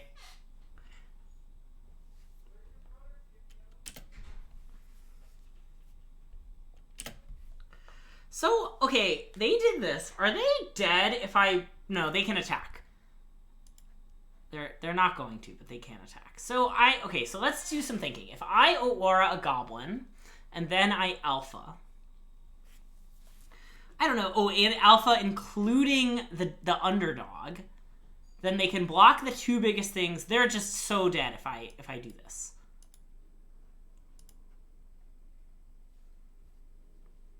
So we bring this back. Alpha. They block the two biggest things. And they're just like dead unless the connive is literal all lands. I like this line you're proposing. Yeah. Just because it sounds like they're dead. Did you think about leyline binding already? No, they can't cast it. Yep. So everyone chat, this is the rat, famously. This is Attila. He actually is a tenacious under rat. Fun fact about Attila. Well, they weren't all lands, Greg.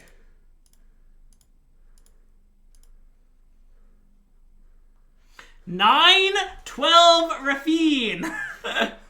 That is the biggest Rafine I've seen by a lot. I've ever seen, yeah. But Greg, don't you think it's so appropriate that we're winning with Tenacious Underrat as we have a Tenacious Underrat? Yeah. Like, look, Attila is very tenacious. That's and true. he is certainly an Underrat. Yeah. So, here he is. Good dog.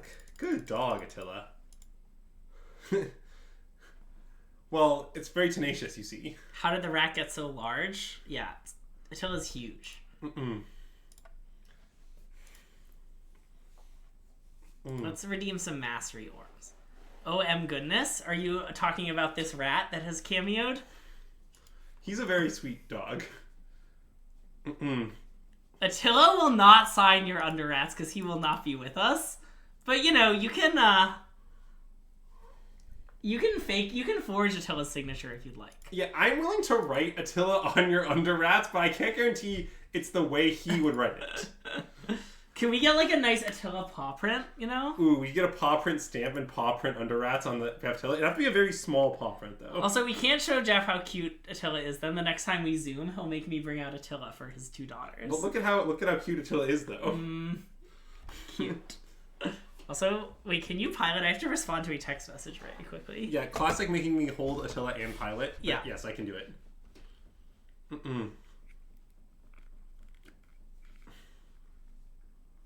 Like the old GP draft stamp size, yeah, really small. Hi, tiny dog. Yeah, so Attila's super chill, so he's definitely going to be willing to just hang out here and chill with us during the stream for at least some time. If he gets antsy, I'll send him back upstairs, but I predict he was just sleeping with me, so... Oh, look at that. Oh, let's go! Doop. Yeah, and now our opponent needs to basically have just a great draw to compete in the game, so... Okay, I mean, that's not a bad draw. Definitely doing their best out here. So I never know what to play in this spot. I think it's Denik, but it's a little... Maybe it's Ludwig, actually. I think I like Denik. I guess we want the counters on the lifelink creatures. Yeah. The idea. Yeah. Okay. What is their land? Oh, it's Black. It's just Black Lucas with weird art. Yeah. They're really into the weird art over there. Shivan Reef, so this is Grixis? It's Grixis. But I think, we're going to find a way to survive this game. Yeah. It's pretty wild they're killing nothing with this. Oh, but I guess the reason to play Ludwig was then we could discard Denik. I admittedly did not think that through. That's what I was thinking about, okay. But I think it might still be right to just play Denik. If you guys like the two strokes -2 Shieldreds on the draw matchups, we're still very uncertain. I think currently we don't like shaving Shieldreds ever, but people do it, and it's not that insane. Let's play this? Yep, same it. And then I think I'm just going to bash. I know they can double block and stuff. Yeah. I'm okay to trade it for... I mean, I think we should discard the Denick. I think so too. Even though they might then trade, but the thing is, Ludwig might get better later. Like, that is actually possible. I don't know. Like, I guess my main response is, I think Stroke is... I've come up on Stroke, but I haven't come down on Shieldred. That's the main issue that I have. Yeah. Mostly because people are playing increasing numbers of, like, Gix's commands and burn down the houses that I'm interested in countering. Sorry, the matchups... This is the red-black matchups that we're talking about.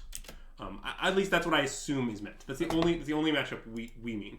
Yeah, Attila's been very affectionate today. Good dog. Excellent. Okay. I have now resolved all texting-related issues. Great. And hey, Jukai, welcome to the stream, and thanks for the follow. And see, since Attila is a purse dog, he's just very happy to just chill. Yeah. You're just chilling, right, bud? We did press submit. Now that Jeff commented, I'm nervous we didn't press submit on Fantasy Golf. I have made that mistake before. Classic no submits Greg, as they often call him. Yeah. Also, based on my knowledge of Greg, I predict a low probability it's actually happened, given that Greg's worrying about it. Well, it happened once, so I have to worry about it. Okay. I mean, I'm pretty down to block. Me too. I don't really... It's hard to name the card that punishes us. Again, this is the same fun as always. We just don't respond. Yep.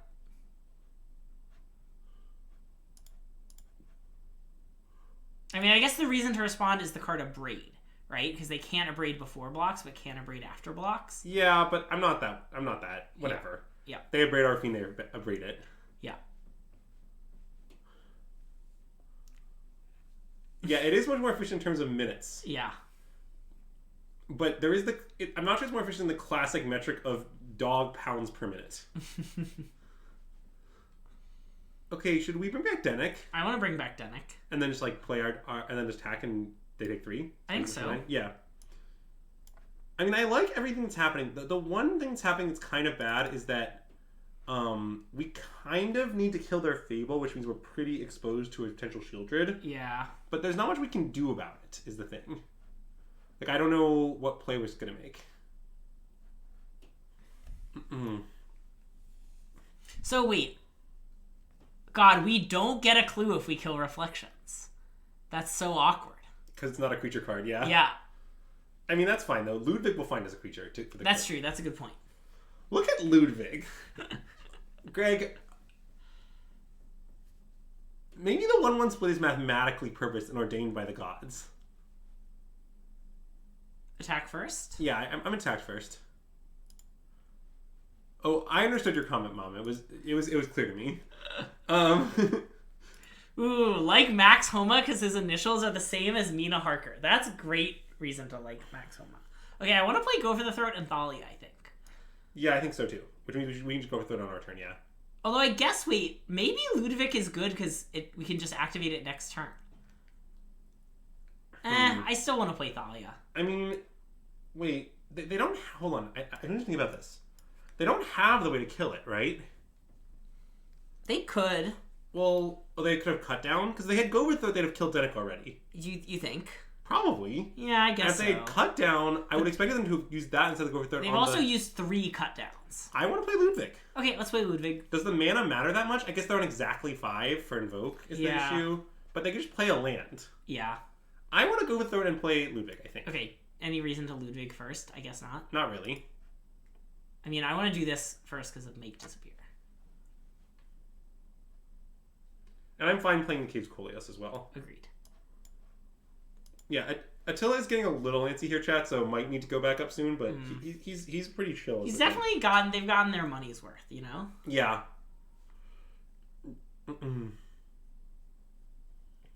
Right, the Goblin definitely is another reason to not worry that much about playing Thalia, although, like, kind of making them sack their Goblin to get the treasure is a relevant payoff. Yeah.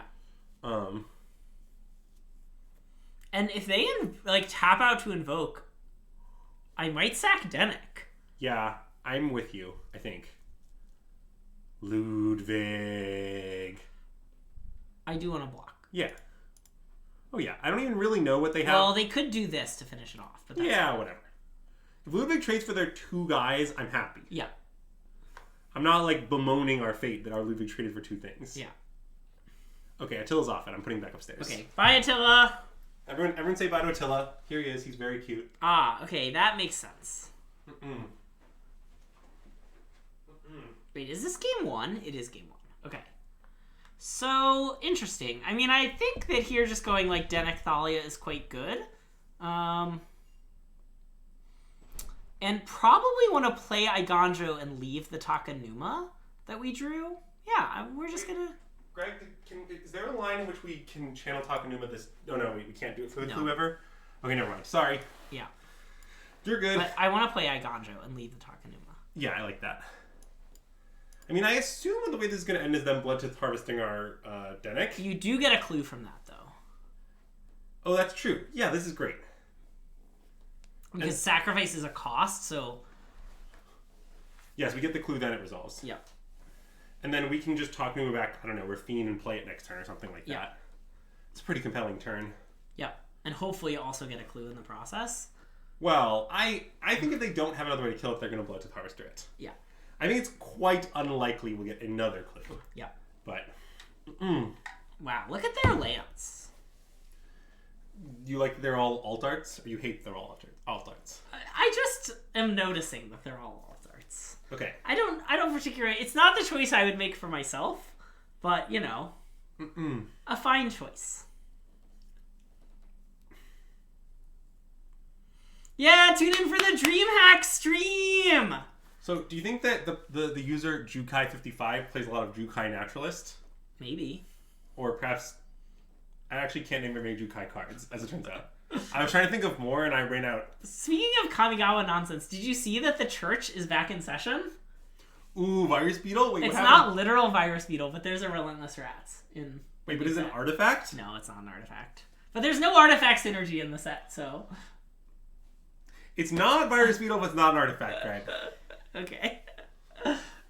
Fine. That's not the same thing. A big part of the reason I like the card is that it's, you know, an artifact. Yeah. Okay. Wow, wait, they killed Thalia? This probably means invoke, right? Yeah. Oh, yeah, okay, that makes sense. That's very logical. Sorry, I reacted like it was very weird, and then you would point out that it made sense. Oh, look! Aunt Shelly! I mean, I assume we just slam it. And then do you want to just crack the clue? Yeah, I think so. And gain the 2 life? Yeah. You never know when a little 2 life might come in handy.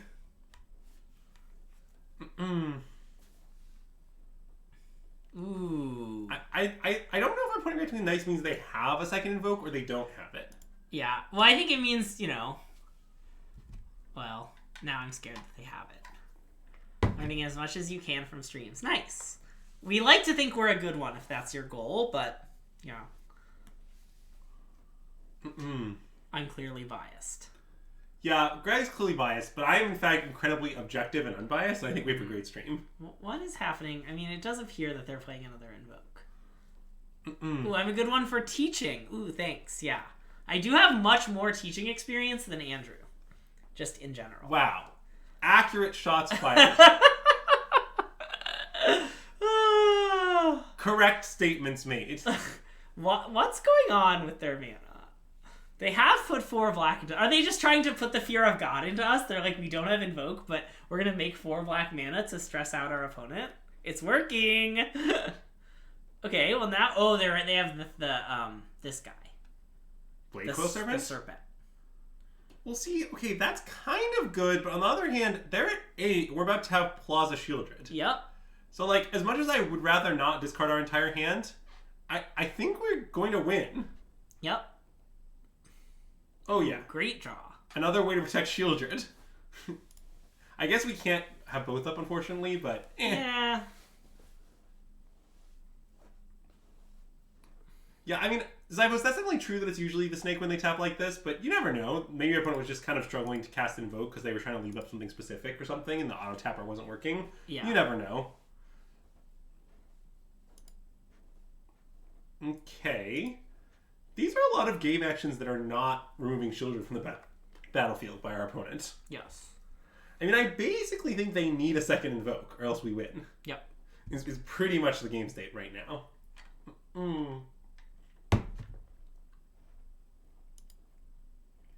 Oh. Wow, we're very likely to win now. Can I interest you in an attack? Why? In case they have like third Bloodtooth Harvester plus kill spell or something. But what if they have a braid? You're turning on a braid by making the attack. That's so true. what if their hand is a braid, go for the throat? Also, I don't think third Bloodtooth Harvester does it because we can Otawara a blood token, right? That's true. But that taps us out of Plaza anyway. Well, that's fair, but I think we should just hang out. Okay, we can hang out. Basically, I just think a braid is more likely than third Bloodtooth Harvester, which is a little complicated to assess because they don't have the same number of cards that's in their deck. Yeah. But I think overall, like, we assume they have two braids, then they have two Bloodtooth Harvesters left. Yeah, okay. Nice. Love Shieldred. Okay, so now let's introduce him to experimenting. Oh, of strokes? Yeah. Sure. Okay, so... We have a Grixis plan written, I think. Well, yeah, except it doesn't involve the strokes, right? Oh, wait. Did we decide we'd like stroke less against Grixis than Red-Black, though? We did decide that, yes. But wait, I think that might have We made can sense. still do some experimenting, though. Okay. Damn, this system seems to be working. Well, thanks. That is our plan. That is why they call us System Magic. And by they, I mean us.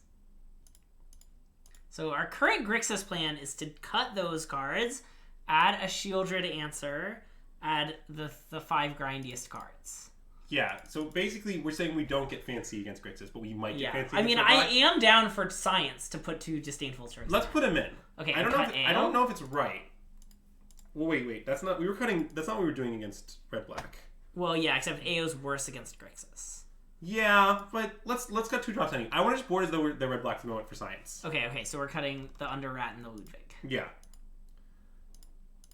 So, chat, the situation is we don't think this is right, but we want data on Disdainful Stroke against Red-Black decks post-board. Right, so we're just going to do it and gather a little data, even though we're not planning to do it at the tournament most likely. Although, just so you know, if you play me in the tournament and you're watching the stream, I will board Disdainful Stroke against you. That's true. All 54 of you.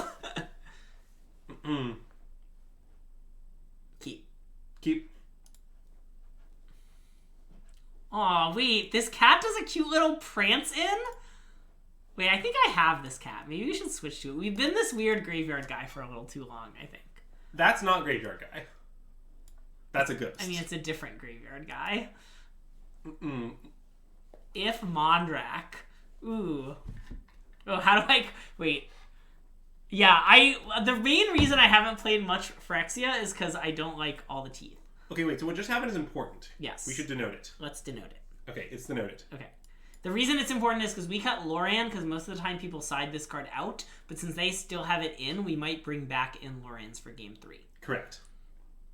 And we're attacking. Pew!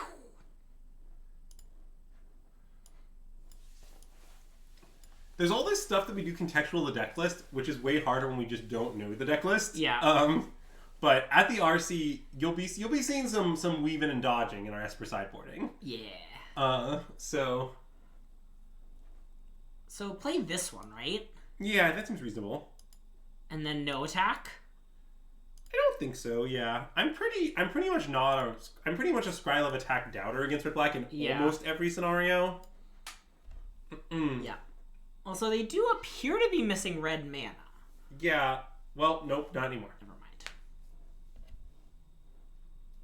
But I kind of like our spot here, actually. Yeah, I mean, that's just fine. I'm gonna do this, even though it does it for you usually. Okay, so wait. I think it's possible we should tap Caves of Coleos. In case we draw a non-Otawara land we want to play. This makes it more possible to do that. That's a little heads up play for you, chat. I think it's right to pay 1 life in this spot, even though it's pretty small. So I'm tired of their emotes. Okay. I've seen enough.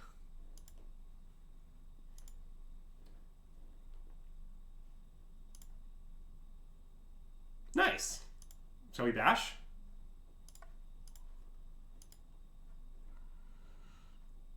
Skrulf? I think so, yeah. This is a classic example of second Rafine. Well, okay, I mean, the Destroy Evil on the board is just like, I don't know what you want. I think you clearly need to play a sideboard 4th kill spell. 4th Go Through It / Destroy Evil. And my claim is that given that it's in your sideboard, so you'll only have it in the matchups where it's good, you'd rather have Destroy Evil than Go Through It. But in the main deck where you're going to draw it in any matchup, you'd rather have Go Through It. That's my straightforward claim. Oh, I guess maybe I could have... No. That's all silly. But there's also some slightly more complicated stuff about, like, Destroy Evil versus Go Through It being that you might want 3-1 in the 75 generally as opposed to 2-2. But anyway. Slam me out. Yeah. I think playing Rafine with this name up is possible here, but I think I prefer slamming AO. Yeah. The issue with that is what's going to happen is they're just going to play a cheap kill spell on their Rafine and then still be able... And then, like, they don't really have to play the stroke. And, what I was thinking is if they do this, we can always Otawara the Shieldred and then kill it. But I'm going to draw. Yeah. What I think I want to do, actually, is... I think that I'm interested in... I want to hold... I think I want to, like, play Rafine with intent to Otawara and then re-counter the Shieldred. Oh, sure. Okay. We could consider playing Kaito. Yeah, but then we can't Otawara. Oh, that's a good point. Like, I think we want Rafine, but we might want to attack then play Rafine. So that we don't lose 2 life because our hand is good. I like that. Yeah. I think we want to attack then play Rafine. Yeah.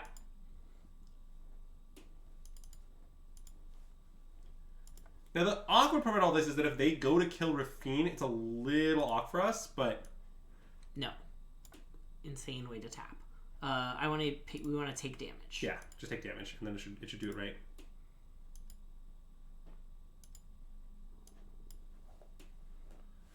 Because, like, let's say, what's annoying about this is, like, if our opponent goes for EOT cut down, we have to Otawara then, or we can't Otawara. Yeah. But I think we just will, and it'll just be okay. And, like, we won't manage the, like, perfect, bounce it, counter it thing. Yeah. But it'll just be fine. If they attack, would you consider just blocking with AO? I would. Okay.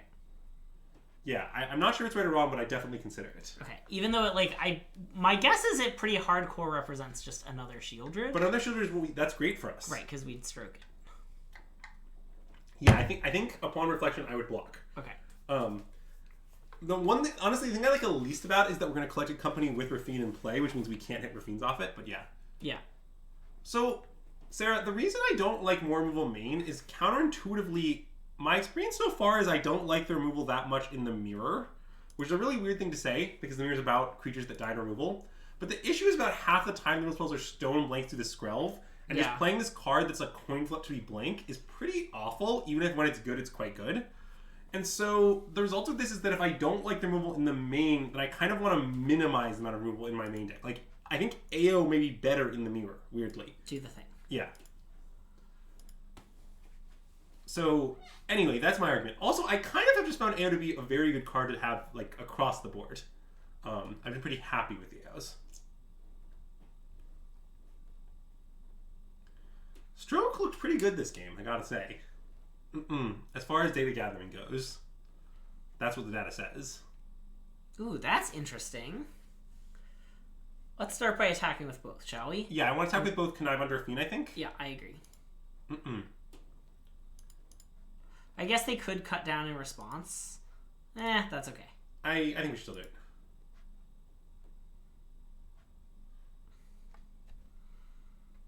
Well, I love those cards. Yeah.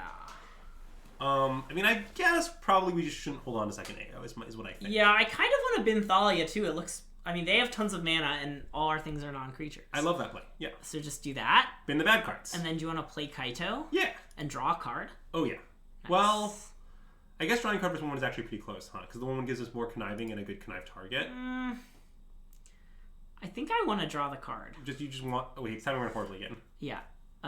So just tap the plaza for blue, and oh no, wait, then we also have to take pain. It's a little tricky. Well, we just really want this up. Okay, yeah. So I'm just gonna do it the hard way. Okay.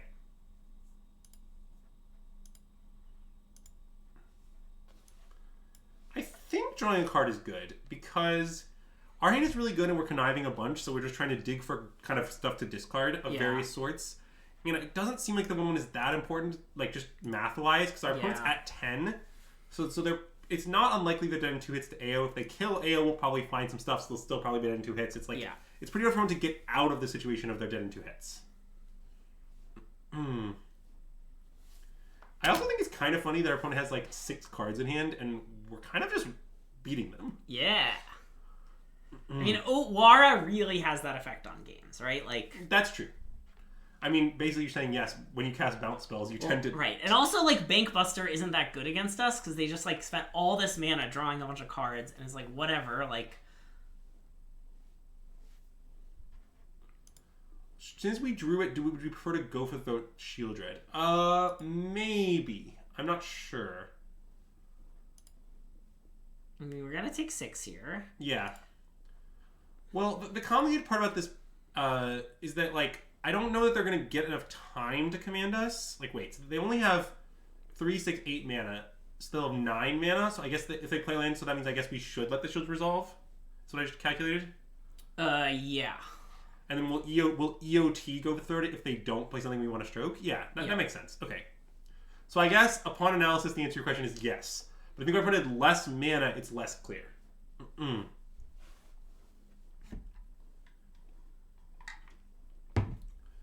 we are dying a little bit. We do have to rewrite Electro slightly. Yeah, like if they kill Rafine, it's a little awkward for us. Well, they just certainly haven't had a way to do that for like many turns. I mean, they did draw a bunch of cards this turn because of the Fable. That's true. But Kaido can always make a nice chump blocking ninja. Yeah, that's true. Chump blocking ninja is best ninja. Actually, really, chump blocking ninja is best ninja because it usually means you're either hideously winning or hideously losing. So we've decided on no stroke. Yeah, because if we stroke it, we let our opponent resolve a 5-mana spell, which we probably don't want to do. Yeah. But we're going to EOT go for its turn. Yeah.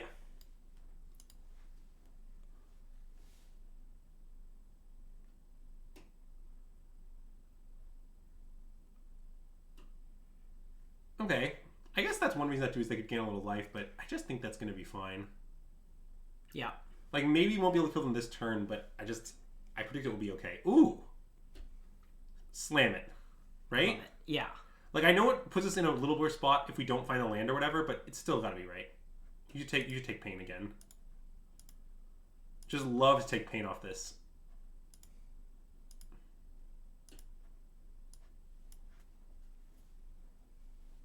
And connive onto Rafine again? Yeah.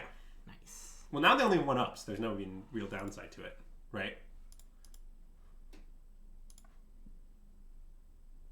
We could connive onto this. Actually, wait. It does block Bankbuster. I want to climb onto AO, Okay. yeah.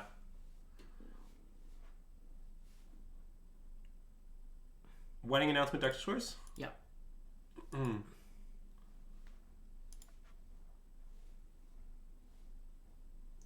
then they take a Magillion, we draw a card, we leave... Oh, wait. Maybe we should have done another spell. That's bad. I don't think we should have. Draw? Yeah. Okay. Like, I know that puts them straight up dead to having nothing. Yeah. But I think it's not unlike... Like, first of all, they could just have a go through it. And second of all, we're so far ahead. This just, like, plays on all the ways we could lose. Yeah. Like, we're definitely at the point where I would start playing around just, like, complete nonsense. Because, like, I don't know. Yeah. It's so hard for this game to not be a win for us. Oh, yeah. And, like, Gix's command isn't even that good, huh? Wow, a tier 3 A tier deck? 3 deck, Cliff. Love that. Wait, I was going to admit... Greg, I was going to throw a Savage Dagger and you're being too wholesome. I was about to respond, a tier 3 deck that's way above the average Cliff deck. Yeah. But, you know, it's fine. You can compliment Cliff instead. I think it's a nice you know, dagger kindness dagger combo, you know? Yeah. Well, look, chat. When I grow up, my goal is to be as good at daggering as Hane. Okay. Not as good at magic. That's far out of my range. Yeah, let's counter that. This Stainful Stroke. I mean, I think we also might beat it, but I think we should counter it. I do not believe 8PZ was tier 1.5. See, something you'll notice that people played it for that tournament and never again, and you might say that's because people adapted or something, but I think it's really because the deck just wasn't good, and people convinced themselves it was good for that tournament. Yeah. But anyway. Yeah, come watch our DreamHack stream! Okay, but actually, I want people to watch our DreamHack stream. If you had to pick one stream to watch in between now and the pre-release thing we get to do for March of the Machines, it should be the DreamHack stream. But the pre-release one for March of the Machines, that's more important to me. This one. That they're advertising here. What time is it these days? 11:40? Okay. But yeah, if anyone has any tips to dagger more savagely, I'm open to constructive feedback. Since I am just a big fan of Savage Daggers. Also, just so everyone in chat knows, if anyone here ends up at a large dinner group containing me at some point over the course of DreamHack, you should prepare for a large number of Savage Daggers. The March of the Machines stream will be on the day, I believe it's the Thursday before the pre-release. So it's like 2 weeks from tomorrow, or 1 week. It could be any date. We don't know. Don't look at me. Wizards has announced it soon. We still haven't gotten confirmation, but they did say everyone who got to do the Phyrexia one will do the next thing. Abe Answer is System Magic's pick to win the Masters. My favorite golfer, Abe Answer. Oh god, this is the hand we talked about. So okay, wait. I think what we decided with this hand is we're willing to keep no 2-drop Rafine hands on the play if they have good follow-up. Yeah, but we're not good mana. But they're not willing to keep them if they don't have good follow-up. Yeah. And this one doesn't. I want a mulligan. I think we should mulligan. But I just want to say that. Keep. Yeah. Takenuma. Yeah. Thanks, Oscar. That's awesome. Yeah. Look. I think when we play strings of decks we've played a ton and tested a lot, the gameplay is going to be of a very high quality. Yeah. And this isn't even a case like one of Greg and I are an expert. This is a case that This is the combo we've achieved. Which, okay, to be fair, they're mono red, so I'd rather have this in play. But you know, and yes, we're on Esper Legends. What's our candle sponsor? Today we've got from the Scented Candle brand of scented candles. We've got the Gardenia candle, which is nice because we had a Gardenia one the other day, and I figured it'd be fun to do Gardenia candles again.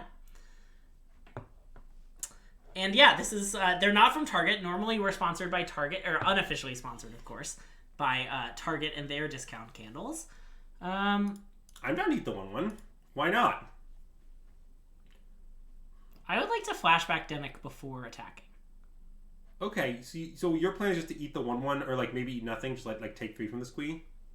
I'll probably block with the backside of Demic. Well, they probably will kill it. I believe you make that play, the most likely outcome will be that our opponent attacks and hits us for 3 and makes a token. I think that's all okay. Well, it is okay. I'm just like, because to be fair, I'm planning it on discarding this. Well, my alternative line is we could attack, play lane, and say go and leave it go for third. I think it's certainly better if we draw a play. Yeah. It might be worse if we don't, though. I think it's okay. If they want to kill Denick and attack, okay, it's fine. That's fair. I just think that's very likely. Yeah.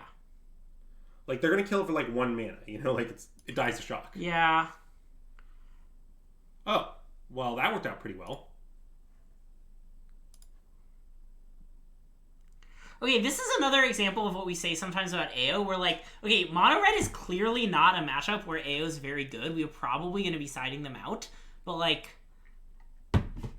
Yes, AO has the property that many Magic cards do, which is that, like, when a card is individually very strong... Wait, do you want to just trade for a squee? Oh, maybe, actually. I think I wouldn't. Like, we don't get a clue, but I don't care, yeah. I don't care about that, yeah. Okay. When a Magic card is individually very strong, it's often the case that... Oh, that's a great trick. Let's attack first and see what we see. Yeah. Unless we're not attacking, but I think we are. I think we are. Okay, I want to play Thalia go for third. I agree. So, do you want to just do that, and then keep both the lands? I think I want to discard Takenumi either way. Yeah, I do too. Okay. But yeah, I think I just want to hold the Iganjo and fire off these two. Agreed. Okay, cool. Well, there's no reason to main phase, right? Well, there is, because we're going to play Thalia. Oh, wait. No, wait. Now I think we should play Iganjo. Okay, that's fine. Because waiting has some real benefits here. Okay. Like... Are you giving your opponent enough cards to flashback squee if we like it's like pretty relevant, right? I mean, no, but Well, but like maybe if they played a spell, like they shot first, or like okay. I don't know. I basically think going to combat here could really matter because of Squee.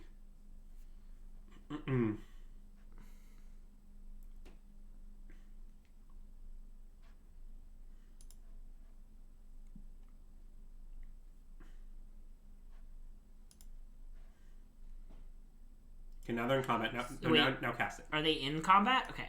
Yeah, they're in combat.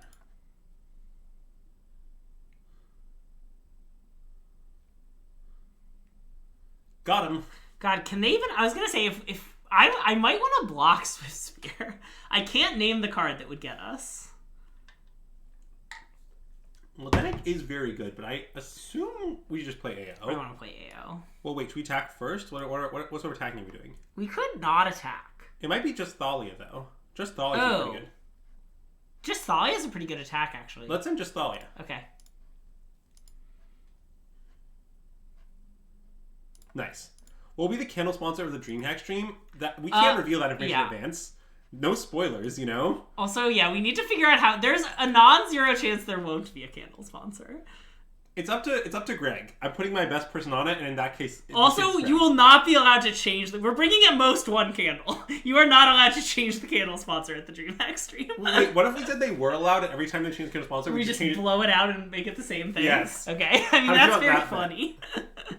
The crowd is... Who is in my Masters lineup besides Abe Answer? Well, I've already revealed that Max Homa is in my Masters lineup. That's all you're getting, Jeffrey. Oh, what were we saying about AO and other powerful cards, by the way? What we were saying was that, like, this is a matchup where AO is bad and we're siding it out. But, like, notably, like, it was very good there just because it's, like, such a powerful Magic card. And, like, even cards like that, like, even in matchups where they're bad, are often very good. Like, just because it's such a good card. We can change the candle sponsor Greg as a jog to the closest target and get a new one. You've come to learn the entities that Greg... I've come to learn that the entities that Greg pays attention to flourish. Ooh, that's nice. What else were we saying we were cutting this matchup? I do tend to do well in fantasy golf by literally picking my team at random. Do you remember what we were cutting? I think chat's right about Urtai, but let's check this out. I think we discussed Urtai and did not agree to leave it. Oh, because we like killing and blocking? Because we like Necrotal that blocks. Cut the underdog? Okay, well, we like underdog because it is any 2-drop. Okay, we cut Loran, we cut the 2 AOs, we cut O. We currently have cut Destroy Evil, but we don't actually want to do that because we don't have Destroy the one. But I have -1. Okay, so underdog we did say the underdog was the next worst. You can see there's -1 in parentheticals there. Oh, that's true. Okay, yeah. Yeah. I wrote the sideboard plan without knowing for sure whether we were playing 3-go or third or 2-1. Okay, yeah. Yeah, this is right. I mean, yeah, the thing I like with the underdog, what Greg said is true, is that it is any 2-drop. Also, Island is currently in our main deck. Yeah, we didn't board in the island, we boarded it out. Yeah. But yeah. Basically, I think Urtai is good because I think Necrotal is good. Yeah. Like, you flash it in, you like kill something, you block something, it's pretty messed up. Like, you like flash it in, kill their Raiju, then also good blocks on their Swift Spear. Like, I don't know, that's pretty appealing to me. This hand is great. Yep. So, do you want to play Caves on turn 1? We'll see what they do, but probably. Yeah, I think we should play Caves. Even though I understand that some things they play can't be cut down off that, I still think it's worth it. Nice. Cool. So, actually, I have a term for cards like AO, cards that have this property. Yeah. And, well, actually, it's not a term so much as a phrase, and the term is, even when they're bad, they're good. And I think it's important to keep in mind what cards have this property when you're sideboarding. Look at us just draw Denick on turn 1 and Riffian on turn 2. I don't know who that is, Cliff. But also I just think, basically, I don't know. Every matchup vibes. I basically think people who sideboard in that way cost themselves percentage relatively frequently. But, you know. I believe we should go for the throw at their scary card immediately. Yeah, I think so too. Okay. The question is, should we attack with Denick? Probably not. I don't think so. Yeah, if they exile, it's better. Yeah. Oh wait, maybe we should attack with Denick. It's definitely not crazy to Because we gain 2 life but take 2, and you're right, if they kill it, we're happy. Well, they might have a haste creature, though. Oh. And then if they have a haste creature, they can... A cheap haste creature, they can bring back Okay, we this. should pass. Okay.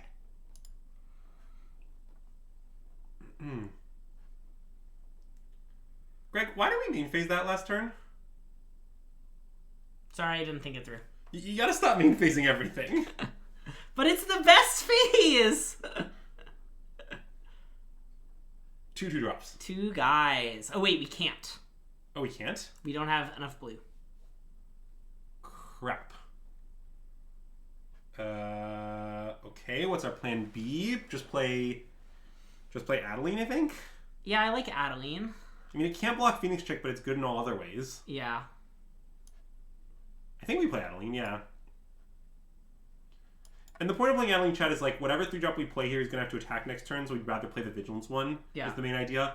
Also, if they have some big removal spell that like hits like 4 deflection to things, we'd rather Adeline die also. So it kind of makes sense, you know, on all levels. Actually, I guess the reason to not Adeline is if we draw a non-blue land, we will be sad we played Adeline. Well, we'll have a lot of connives to find a blue land.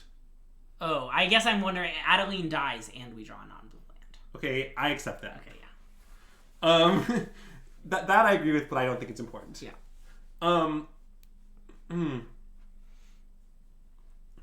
Basically, my opinion of people who sideboard purely based on vibes, which I think describes a lot of Magic players, some of whom are quite good, is that I think a lot of the time they'll have some insight about a matchup. Like, they'll know, like, they'll figure something out that not everyone knows, and then they'll fail to use it in the next match because they're sideboarding every match based on vibes. Yeah.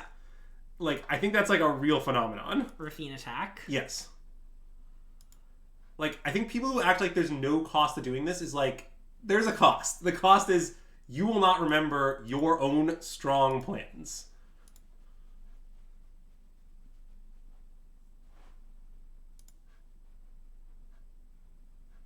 Ooh, love this. This? That seems great. Yeah. The complicated part is like, will we Agonjo in combat next to, even though it turns out our Geeks command, but yeah.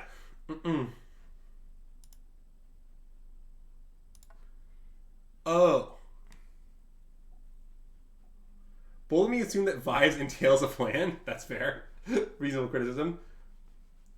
If this is trolling only, then I approve, but We could... No, that's not kill the Mistress Foundry. it seems pretty unhinged to do so. Yeah. Oh wait, now I want to kill Now this. we're killing etchings. Yeah, our opponent, you need to understand the concept of doing this post-combat. Yeah. Which, to be fair, is very hard on Arena. Well, it doesn't have to be like end of combat. It could just be like at our end of turn, you know? Like Oh, that's true. doing it end of combat is very hard on Arena. Doing it end of turn is pretty straightforward. Yeah. And now I think our opponent's pretty dead. I mean, I guess maybe we could lose to a string of Burnsville or something, but it's pretty hard. I mean, they are going to kill one of our guys. Sure, but the cost of their cost. Yeah. I mean, I guess, so what, they take out Adeline, but then we have Rafine. Our hand is so good. Yeah. Maybe we can lose. Maybe I'm overestimating it. It's just that, like, I sort of felt like our opponent's in this bind where they have to kill one of our guys, but they really need to not kill one of our guys. Yeah. Interesting. They're hitting their Fiend. Okay. I mean, Adeline with the counter is still a force to be reckoned with. Excuse me, sorry.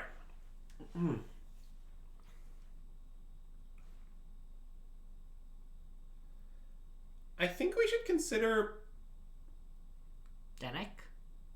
Well, if we play Rafine... No, we take 2 if we play... let's just play Denek, yeah. I think we should play Denek attack. Do you want to attack first? No, it makes Adeline bigger, right? Oh, yeah. Why would I want that? It's been a long day, okay? It's been a lot of espering today. Yeah, Chad, you should know that around the time when a bunch of people on our team were seriously considering Esper, but like before I was locked on it, I made a room in our Discord called the Esper Room. Yeah. And since then, all of our like Esper group play sessions and Esper meetings have occurred in the Esper Room. And here's the best part. I think in our Airbnb, I should designate a room the Esper Room. Ooh, nice. It should be MSJ's bedroom. And then we just all have to go in there whenever we want to talk about Esper. And we just have no choice. Esper did win out over Red Black Aggro. You see, it's because it's a better deck. It turns out that I prefer winning to losing. Yeah. Is why we came to this conclusion. Yeah. I feel pretty good about my deck choice, although I think if you banned me from playing Esper, I like really lost faith in Black Aggro. I think if you banned me from playing Esper, I might register a mono white variant. Yeah. But probably with Fable or Boat Brew. Okay. I think I'd register Boat Brew if you banned me from playing Esper. Yeah. But I'm happy to be playing Esper. I'm not like lamenting my choice or something. Yeah. God, next turn, if we draw a land, we're gonna gain so much life. I think it's very bad against white. Is the short answer. Although I'm not sure which red black deck you mean. Because my objections are different. I think that the big red black deck is quite bad against white, and I think the little red black deck is quite bad against Esper. And I believe that the combination of those two facts. I think Kalarm is trolling, but I'm not sure. Boat Brew is a nickname for the Boros control deck that we played about 2 weeks ago on stream. It's basically mono white mid range that only splashes red for Fable of the Mirror Breaker, because Fable of the Mirror Breaker is probably the most powerful card in Standard. Yeah, Rafine is second. Yeah. In my official power ranking. And Shieldred is third. Yeah. What is? Do you think any cards in this deck are in fourth, or is it Invoke? It's not Invoke. Okay. I mean, there's a case that fourth, like, I don't know what fourth is. I think the fourth gets quite debatable. I think our opponent might be timing us out. Yeah, I don't think that's true, Sarah, is my short answer. But I don't really know what to say beyond that.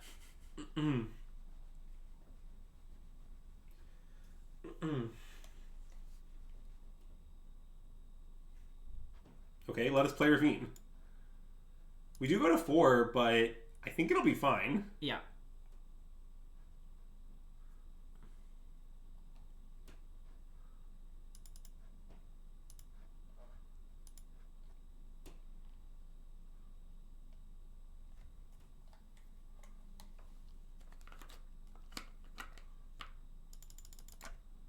Nice.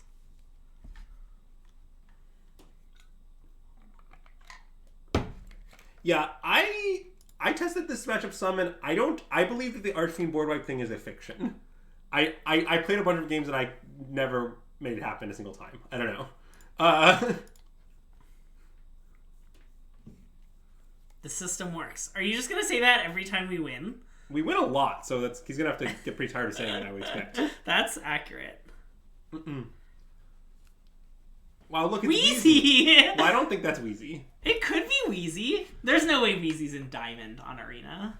Well, that's actually possible. Wheezy's been testing for this tournament. But I want to mulligan this hand. Yeah, we should mulligan. Okay. Also, if it is Wheezy, I predict the most likely matchup is the Mirror. Yeah. So. Oh no, he's playing Grixis. Wheezy? Yeah. Oh, that's surprising. Andrew's the system and I'm the magic. Next question. Yeah, we actually did establish this. Okay, well now I think it's Wheezy because he said nice. I kind of want to tuck this. I think so too. Okay. I mean, if it is Wheezy, that's hilarious. We'll just give him a hello. But Wheezy's been playing a lot of Arena. It could also, be do you think Wheezy would definitely beat... Oh, it is Wheezy. It's Wheezy, The second hello? It's Wheezy. Oops. so to be clear, chat, what you have to know here is Wheezy is a nickname for friend of the stream and Minnesota local player Daniel Wisner. Who's world champion at like 3 games you've never heard of and occasionally plays Magic in his spare time. He was like a silver level pro back when pro levels existed. But we just can't be sure because I don't think he plays a lot of Arena normally, but I think he might be playing some specifically for this RC. Yeah, that makes sense. That's within his range. Weezy's not big on the concept of playtesting, more or less regardless of format, game, etc. But yeah. I mean, I assume he tests for the games that he's like world champion of, but maybe not. Well, he tests a little. Okay. He tests about as much as he tests for Magic tournaments. I mean, we're in the same rank on Arena. It seems like we test about the same amount. Well, I think he played a bunch for this tournament. Yeah. Specifically.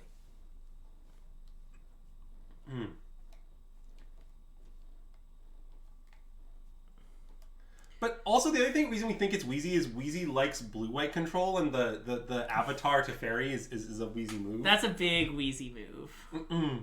What game is he in the world champion of? I don't know. Well, one of them is Prismata. I think that's the name. And then I think he was world champion of one of the Star Wars games at one point in time. And then I think basically again, he's very good at many obscure games. He played Legends of Runeterra Worlds last year. He plays a lot of games. Anyway. Ooh, that's a nice draw. Well, I think we should bid on land. In that case, I think we should bid Iganjo. Okay, you like bring that over planes? Well, because I want to. I mean, I think because I'm gonna play it, right? Sense. Yeah, you're right. And then I want to just play Mina. I know that locks us out of Go for Throat, but it's fine. We can talk Enuma. We can talk Enuma. Also, I think there's some chance that we end up in a spot where Weezy kills Mina. Yeah. And then we're happy. Sure. Yeah. Right. I also, feel like you could. What if we sometimes MTG bot knows Magic players. What if we ask it to explain Daniel Weiser? Oh no, I spelled explain wrong. Disaster. It's a savage lack of. Can someone rewrite that into the chat except spell explain right while I'm busy? You're not busy. It's fine. Okay. It's okay. Someone will do it. Nope. Okay, I gave up. I gave up immediately. Thank you. Okay, yeah, like for me, it just mentions some random events that he probably played in. Thanks, Dom. Ooh, many people did it. Wow! Wait. Respond with Takanuma? Oh, yeah, good point. It's a little weird because it's our second Thalia, but I think it's still worth it.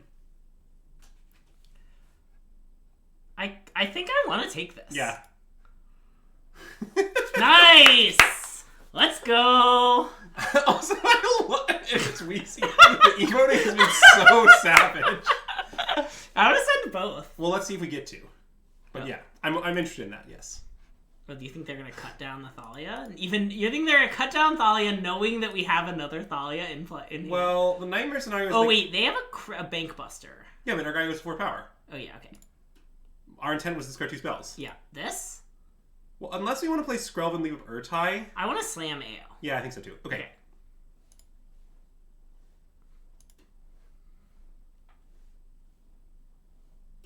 Although there's a chance Wee's gonna block or something. No. Okay. Yeah, now it seems insane not to slam AO. What are your hot takes about about March of the Machines? I don't know that much about it. Mostly I've been so focused on standard testing that I just haven't really followed the spoilers at all. Yeah, I don't have a lot of hot takes. There's a lot of complexity. I was reading some of the comments today and I was like, geez, there's just like a lot going on. Like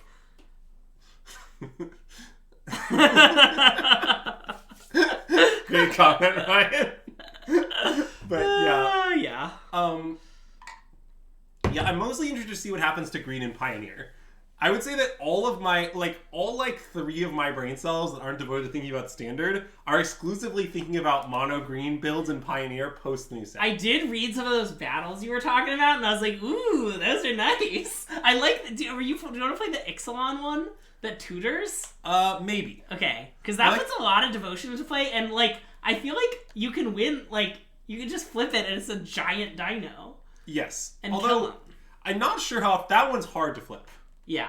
What I like about the 2-mana one is that flipping it's easy. Right. Because you can just play it, attack with Old Growth Troll and flip it very and conveniently. The other one, you Demonic Tutor a creature for it, so you can pay 3, get it in a Llanowar Elves. Yes. And it's a lot of devotion. Yeah. Well, the triple green off it is the draw for sure. Do you want to block? Why not? A Braid? I guess we don't care about that. Yeah, block. Okay. I am big on blocking of goblins. Look, Chad, if you're going to attack me with some goblins, I'm going to block. Weezy just has a braid and isn't even going to abrade the I mean, it looks like he's abrading... Oh, okay. Sure. That's reasonable, but it's fine for us. This. Yeah. Nice. Well, we probably want... We could do Lorian Skrelv. Wait, Lorian Skrelv sounds awesome. And kill the Reflections? Yeah. Or kill the Bank Buster, actually. I don't know. Well, with the idea that we're going to go for the third the Reflections. Yes. That seems pretty good, actually. I think that's what we should do.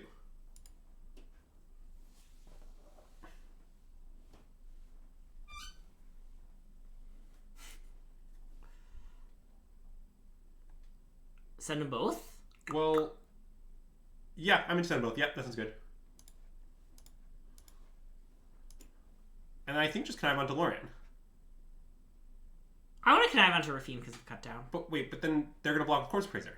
It's fine. We have Iganjo and Go for the Throat. Well, I was planning to connive away Iganjo. Oh, okay. Fine. Or at least I thought that was decently likely. I mean, turns out we weren't going to, but you know. You want to do that, this and this? Yeah. And then you want to play Iganjo, play Dennick, play Go for the Throat? Or play potentially, yeah. We could also just play Go for the Throat, leave up Urtai. That's pretty good. Yes. Okay. I want to play a 2 and a 4 in some configuration. Okay. Sorry, I guess I haven't figured out what yet. But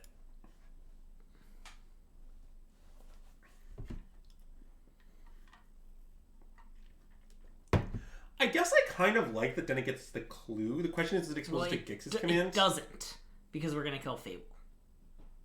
Oh, right. And I also, the other thing about this is I like that it holds up Plaza. I think I want to play this, play Go for I think we should play, yeah, I like that. Yeah, that's fine. Mostly it just seems like, the problem is because our Lorne is exactly 3 power, we make the other line, I think we're just kind of hard losing to Gix's command, which I don't want to do. Yeah. And if we just hold up the Urtai, we're so safe from that. And we don't even necessarily need to do it. Like, we can just not cast Urtai pretty plausibly.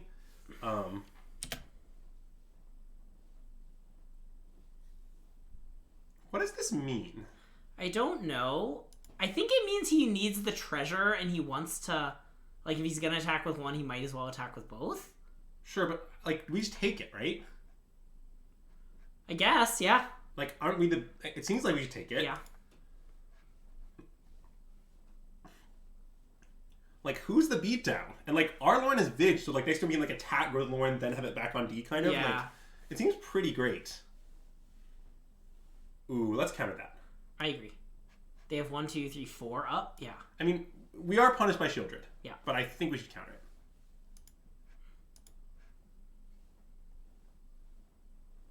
Oh, I guess we're punished by a kill spell, too, because now we're shields down on Plaza. Okay. Use Lorne response. Good point. I mean, I don't think we're really punished by a kill spell because, like... I don't think we're going to hold Plaza up long run anyway. Oh, like, and we have Skrelv, too. Yeah, like...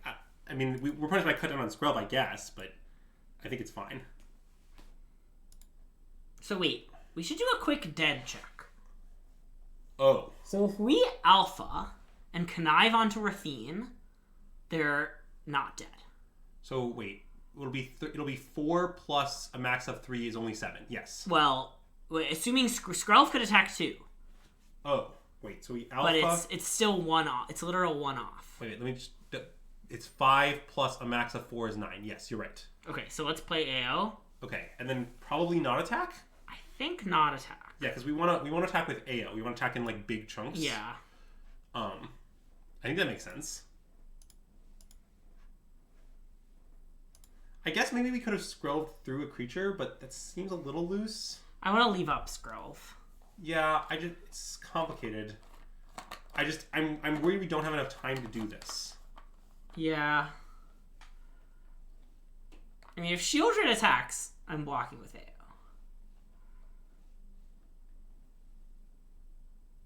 Okay, well that's quite bad for us. Very bad. But we just sack our tie. Yeah. Wait, we could double Anthem. Whoa. But it's pretty weird. Well, he's gonna gain 4 life. Yeah, I suspect it's not good. Yeah, let's sack our tie. Yeah.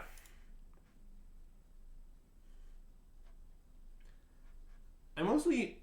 Oh yeah, I guess we die to our own Rafine. Well, yes, that's the... Yeah. That's the crux of the issue. And we could have sacked Rafine. Interesting. Maybe we should have sacked Rafine. It's just so bad because our second Rafine hand is also Blink then. I don't know. I'm not sure what we should have done. I just don't like where we ended up. I mean, we have to attack with just AO. That's like our only play. Nice. Nice. Discard Rafine, I think. Yeah. Oh, yeah. I'm not even sure we want Rafine in play here. But I think Shieldred is going to turn the tide here, actually. Do you want to play land? I think so. Okay, why? I want to not play it. Sorry, I miscounted. I thought we could leave up Fable. Okay, yeah, we just can't leave it Plaza. Yeah, or Plaza.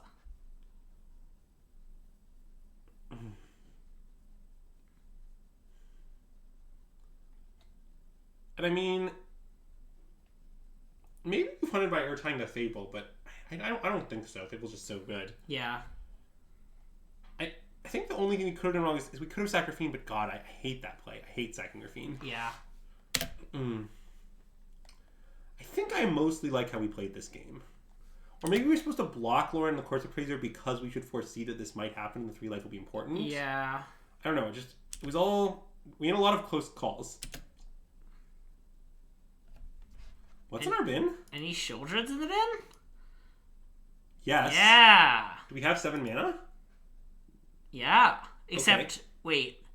Can we do it without taking pain? Without taking 2 pain? I don't think we can. No, we can't. Okay, that's fine. We'll just attack then. We can only attack with one thing, though. Yep.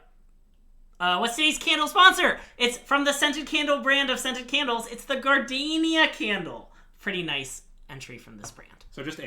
Just that's our AO. attack. Yep. Oh, yeah. Yeah, we'll beat the RC. Yeah, you'll be able to find my deck list in the top 8 deck lists. Yeah, it'll be this deck list, actually. Oh, nice. This. Yeah.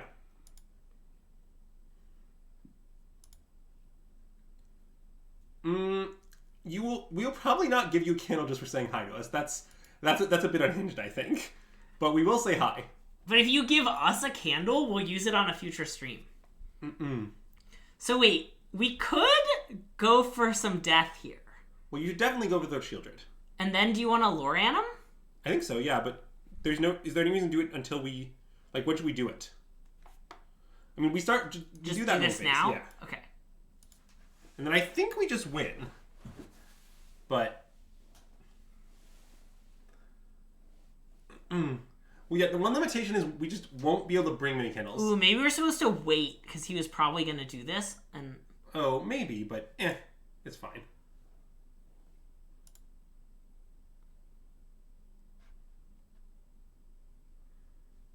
Well, the issue is that we are only going to be bringing one candle to use for our stream from DreamHack. So we can't possibly give that candle to everyone who beats us that's probably greater than one person. I bet only one person will beat us. That's fair. I mean, I'll beat you in the finals. And then you'll have to give me a candle. Greg, I'll make you a deal. If you beat me in the finals, I'll give you a candle. Nice. Deal. But it has to be the finals. Semis doesn't play. Okay, so they're Otawara-ing Skrelv. Okay. Well, we can let that... Oh, wait, we can stay with Plaza. Wait, is it... What phase are we in? Or post-combat? Okay. Yeah. Wait, do you want to... I guess saving it with Plaza is fine, right? It's kind of the same. I think it's worse. Because it means that, like, cut down, go through, and out. Oh, sure. Okay, yeah. Yeah. So I think we should just let it happen. Yep. And then this should resolve. And then, do you want to use Loran now while they're tapped out so they can't respond? Yeah. Wait, but then let's give them an extra card. Wait, this is the same complicated spot we've been in before. Isn't we decided in this spot we should just chill? You just chill. Yeah. Okay. I think what we decided in this spot is you just chill, and it's great. Yeah. Because once we at 1, we can respond to anything with Lauren. Yeah. So it's GG. Okay, well wait, that kills us, so we have to respond. Yep.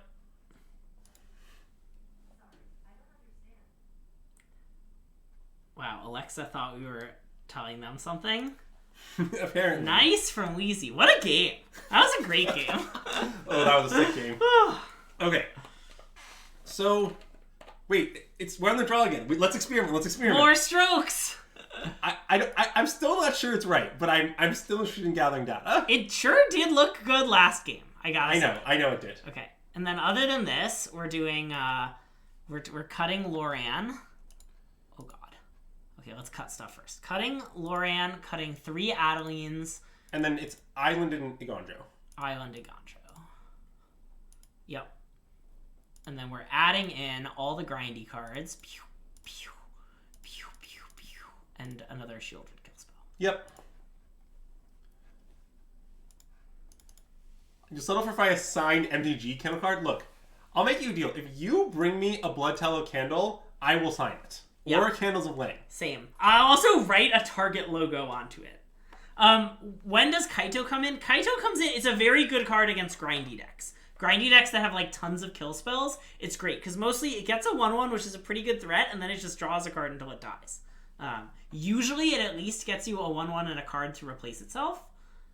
Yeah, we can roll this. Yeah, it's close. It's close. I think if any card was replaced with a land, I would keep. Not if it was Plaza of Heroes. I very intentionally did this and did not click. But the words you said were any card. Okay. Well, let's go to 5. This hand's much worse. I keep on 5. Okay, it's close. I think it's better than the average 4. So we should probably tuck AO Shieldred.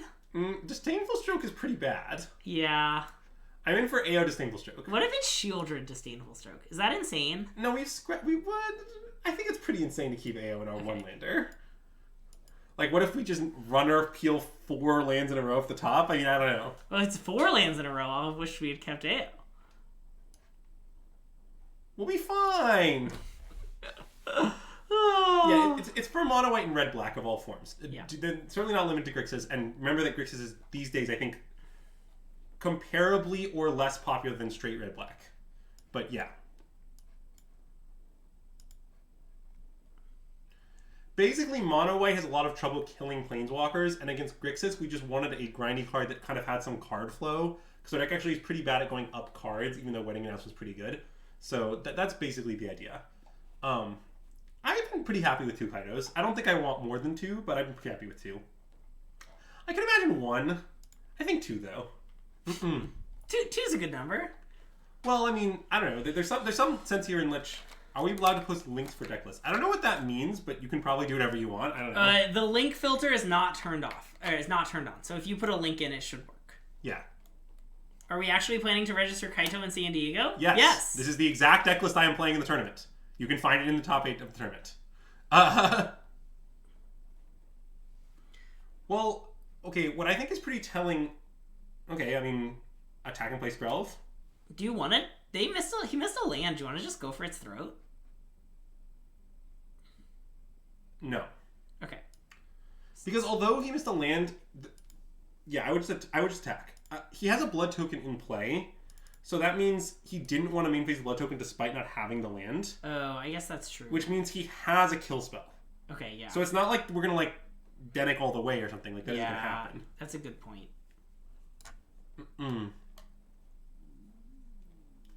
Yeah. But basically...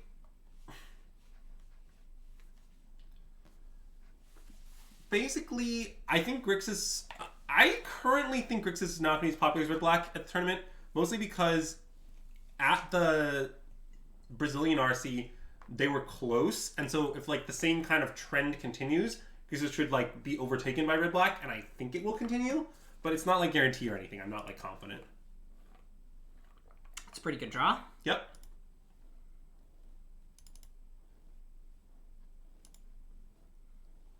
Yeah, I love our play of letting them have Blood Harvester, I think. Yeah. Yeah, I tested a little. I think it's bad. Well, or let me make I'll make a more accurate statement about Spishtoe. I don't know what matchup Spishtoe is supposed to be good in. Yeah. Like, okay, I'll go through them.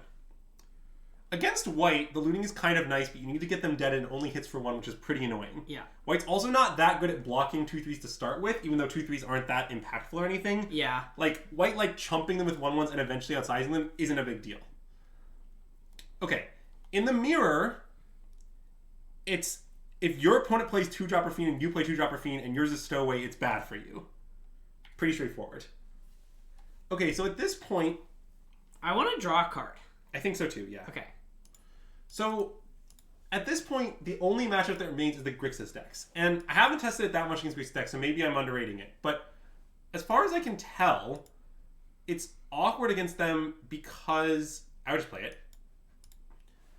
It's awkward against them because, although it forces the caster spell's main phase, which is annoying, mostly they kill your stuff anyway, and it's not that threatening in and of itself. Like, it might be slightly better than the other Flex 2s against Grixis, like better than like Tenacious Underdog or Ludwig, but that's not the only matchup, and I still think it's overall worse. Also, I do think someone has the problem of not being a good Magic card, and I think fundamental card goodness is oft underrated. Yeah.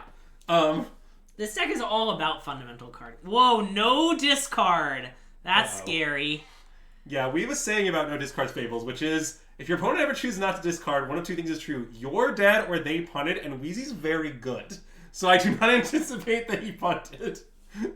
But, you know, we'll try to get through this. Yeah, I mean, I want to go to combat and attack, I think. Yeah, I do too. Mostly because I want my card.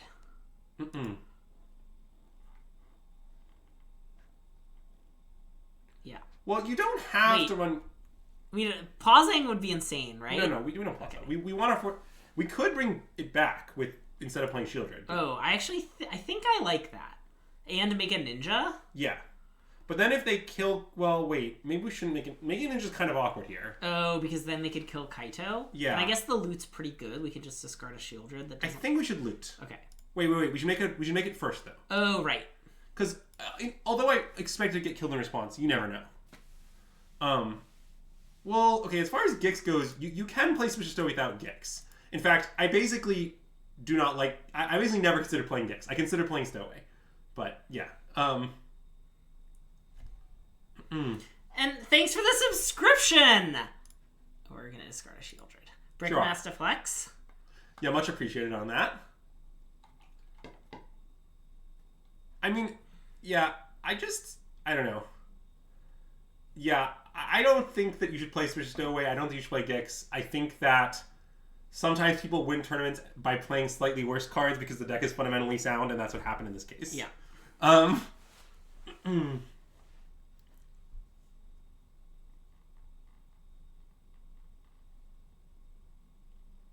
Bye, Kaito.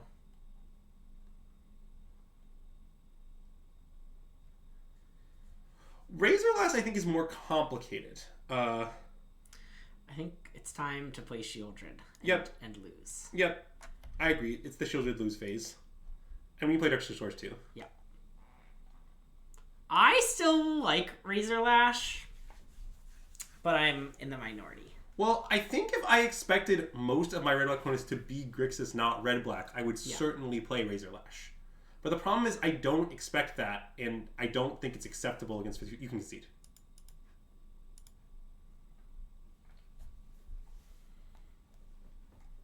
Okay, so now we're back on the play. Do we want to cut the strokes back out? Well, oh yeah, this matchup, that was our plan, right? Yeah, I'm okay with that. But we could also keep them in for data. That's a good point. Did we see Bankbuster post-board? We didn't. We did not. Okay. Because when we see Bankbuster chat, to be clear, we sometimes work back in Lorenz. Yeah. Let's keep them for science. Okay. I still think they're wrong, most likely, in this situation, but I would like to gather more data. Yep. The red-black attraction mana, I think, is actually complicated. I don't think it's straightforward. Like, I think the deck plays like 8 basics or something, or 6 basics. They have a bunch of basics. And remember, it only takes 1 basic to make Razorlash bad for the most part. Yeah. Like, it's not like Razorlash is good if your opponent is, like, mostly non-basics. It's like, they have to kind of be all non-basics. So, like, I think the red-black track situation is complicated. I will not address statements... I don't even know what card Flesh Gorger is. I don't know what... Wait, the 3/3? Yeah, I don't think the 3/3 is good. Well, not in Esper. Well, first, like, you can't compare those cards. One of those is a 3-drop. Yeah, keep.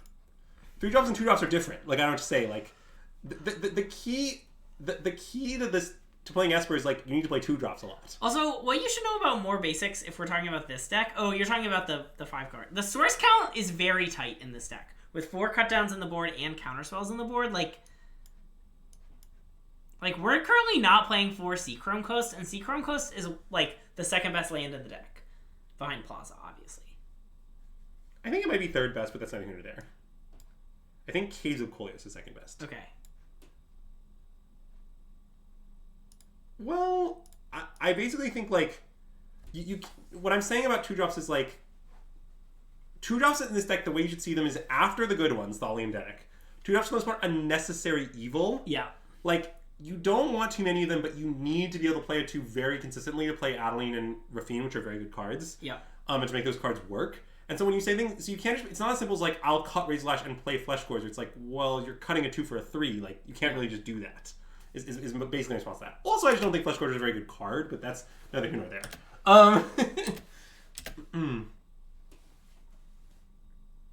Denic attack, pretty straightforward. I mean, attack Denic, I guess, is better, but yeah. Yep. I think playing Thalia is right. I mean, you're pointing out that Thalia hurts us, but the only relevant question is, does it hurt them more? And I think when phrasing that those terms, like, does the Thalia hurt our opponent more? The answer is, like, pretty clearly yes. I don't mind chilling on announcement either. Like, yeah, I'm not necessarily in a rush to get announcement down. I mean, it is true that the Anthnode is the strongest part of it, but yeah. I don't know. Like this stops, for example, our opponent from just, like, easily cutting down and, like, cleaning up a horrible board on their turn 2 or 3, which is pretty nice. Obviously, again, it's Harvester. It didn't, like, work out that great. Yeah. But, like, imagine we played the Thalia, our opponent kept a hand where Go for the Throat was their cheapest card, which they have to keep some of. Yeah. Like, they cannot realistically mulligan all such hands. Like, I guess Skylar breaks that card. That's not a good example. Yeah. Imagine they kept a hand where Abrade was their cheapest card. Sure. And then, like, the fact that we played Thalia just, like, time-walked them. Or, like, make disappear. Or they kept make disappear in. Yeah. Like, I basically think there's a lot of spots where the Thalia just time-walks them if you do it this way. This can counter this, right? What? This can counter the blood yeah. hexproof from? Okay, yeah. Why wouldn't it be able to? I don't know. I just forget. Something like the channel lands, it doesn't work, you know? We think it is the Wheezy Max. We're not sure, but we think yeah, it is. he hit us with a lot of hello emotes. Yes, he just lets himself. Yeah. Based only on his behavior, avatar, and name, we believe it to be the He's also, I know that Wheezy, our friend, is playing this deck in the tournament. He's playing Grixis. So Okay. I'm down to attack for both and get the card off announcement. I think that's fine, That seems fine to me. I often don't like the card, but here, where, like, A, I'm a little worried about a sweeper, and B, we just don't have a lot of gas, I'm pretty happy to get the card. Yeah. I definitely do think there are... Is that the Maxic VD in the chat? Yeah, Matt, that is the Maxic VD. Well played. Yeah, if his avatar was, like, not Teferi, I'd be a little less convinced. Yeah, the Teferi avatar, I think, sells it pretty hard. Yeah. Anyway, let's announce a wedding. Happy wedding day! Yeah. Maybe he'll just, like, when we see him next, he'll just hard deny it. He'll be like, nope, that wasn't me. That would be extremely funny. But, yeah. Ooh, Rafine. Wow. Great choice to draw the card. Although, actually, I guess drawing Rafine is kind of makes me forget a 1/1, but whatever. Whatever. Yeah. Oh, look, I think the flavor on wedding announcement is a big miss, let me be clear. The flavor of the card makes virtually no sense. Like, as far as I can tell, here was the process. Someone at WotC was like, we should make a card named Wedding Announcement for the wedding set. And it was like, great idea. And I was like, what card should we make? And I was like, yeah, no clue. Just slap it on this random thing. Ooh, make disappear still in the deck. That's good to know. I mean, I think we should play Rafine. Nice. I love play Rafine. Well, it's a little awk. I agree. Wait, should we leave up Otawara? I guess that doesn't really make sense. Okay, never mind. Yeah, that doesn't make sense. I guess we could draw a land. Wait. Can we think about this a little bit? If we draw a land, what's our plan exactly? Oh, because we need to discard a spell. Yes. Because we could play Kaido and make a 1/1 instead of like a bigger connive. Wait, that actually seems pretty good. I think it might be better, actually. I think we should do that. Okay. It's weird, but I think it's right. It's weird to just not take our free good attack with Rafine, but I think setting up the bigger attack is better here. I think we don't really want to discard any of our spells for pretty legitimate reasons. Like, we want to discard this Otawara, but we can't with his attack. And next turn, seriously, our connive will be Titanic, and, like, Wheezy might not even have the land. Like, yeah. I mean, he obviously might have a land, but, like, he might not be able to leave up mana for this Rafine. Yeah. And if he keeps leaving up mana, well, we could even just, like, not play it and sit there Kaidoing. Like, I don't know. Yeah. It's like, it just seems like all our lines are good after this.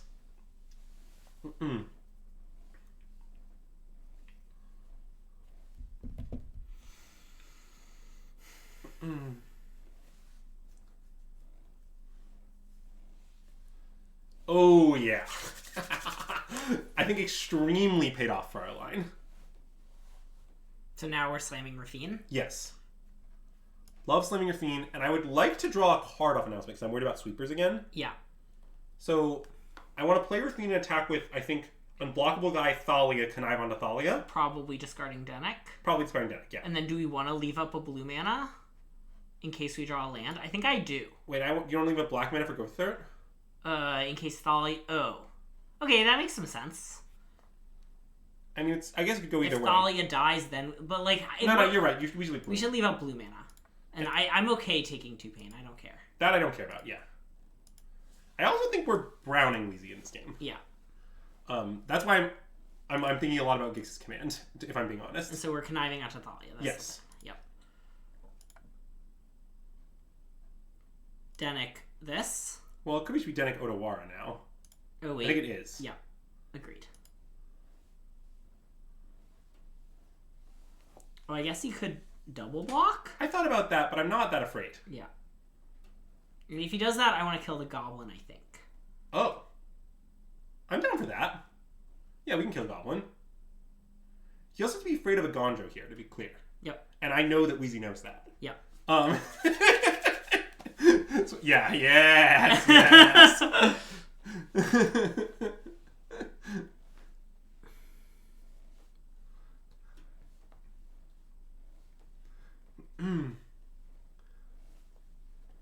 Wait, maybe we shouldn't kill the Goblin because of... Fable? No, because of Gix's command. Oh. We should kill the Corpus Pressure because of Gix's command. Okay, that makes sense. Like, I know that it's, like, easier from... Yeah, like, I guess if we kill the Goblin, it's harder for him to have a 5th land to cast Gix's command. But I really don't want Corpus Pressure to live through it. That seems like a kind of a disaster. Okay, I'm down to do this. Yeah. So, draw first? Yeah. Nice. Wait, so now Dennick lives through Gix's command because of flip announcement flips? It does. So now we should play Dennick then. Okay. Mm. Ooh, it would be very sad if he burned down our house. Yeah. I still think that's the right play, though. I agree. Aren't we just throating anyway? I don't think we can't throat in combat because we have Thalia in play Cliff, and throating the Goblin post-combat seems pretty much worse than playing Dennick here, I think. Because now, like, there's kind of no perfect Gix's command for Wheezy. Like, I don't know what he's supposed to pick. Yeah. Like, he can put counters on the Goblin and kill the small things? Yeah, or just, like, literal cast Wrath of God. Sure, but that leaves with Kaido. That's pretty bad. Yeah. I think his best line is counters kill small things. Yeah. And then we just block with Dennick. Right, okay. Yeah, I guess that's just better then. I think it is better. Yeah. Like, Kaido sticking around is very good for us. Yep. But yes, I mean, we would throw the Goblin if, like, Thalia died in combat and we didn't draw. No discard again from Wheezy, though. Well, that's scary, but I don't know what his plan is, really. I mean, I guess it's probably Gix's command. Yeah. Invoke. Okay. Well, he won't be drawing any cards. I mean, we sack Human Token. Yeah. And our other choices are not all fours. So he draws no cards here. He can attack with a Goblin, but we just eat it with Dennick? Yep. I don't understand why Wheezy didn't discard there. I mean, I'm sure he has a plan. Wheezy's a strong player, but I don't understand what it is right now. Is it... Okay. Sure. Okay, do we want to bring back a Dennick or make a Shieldred? I kind of want to bring back a Dennick. Yeah, because... Well, maybe we should make a Shieldred. Well, he's like signaling strength. Yeah. Like, against strength, is it making a Dennick better? I guess so. I think it kind of is. Yeah, okay. I think we should make Dennick. And I think we should do it pre-combat, even though I know we might not discard a creature. Yeah. And I want to connive onto Rafine. I like that. And I really want to try... Okay, never mind. Yeah, I mean, I'd love to discard a creature here, but yeah. We can't. Well, also, I'd love to make it 2 bigger so that it survives Gix's command.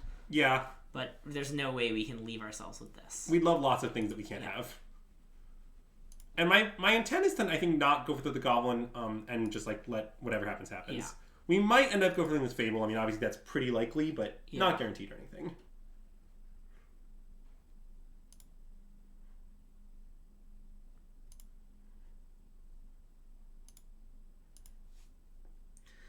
Denik is... I really don't understand why they worded Denik in this bizarre way. I think it was not a good idea. I think the card would be better if it just said when a creature dies, make a clue. Like, not a better is like, it would be stronger. I think its strength would be... Is it weird with this if it would be put into a graveyard exile instead? Is that the issue? No. The issue is that the first thing isn't a dice trigger. Okay. Dice triggers look back in time. So, okay. We've been past 2. I think we should go with the reflection on it instead. And if Wheezy does what he ever... I mean, I don't know what Wheezy's playing do here, but he can do whatever he wants. And the Denik's kind of nice here, because, like, we have a second Denik sitting there, you know? Like, okay, so Wheezy's killing our Denik, but we have a second... Like, who cares?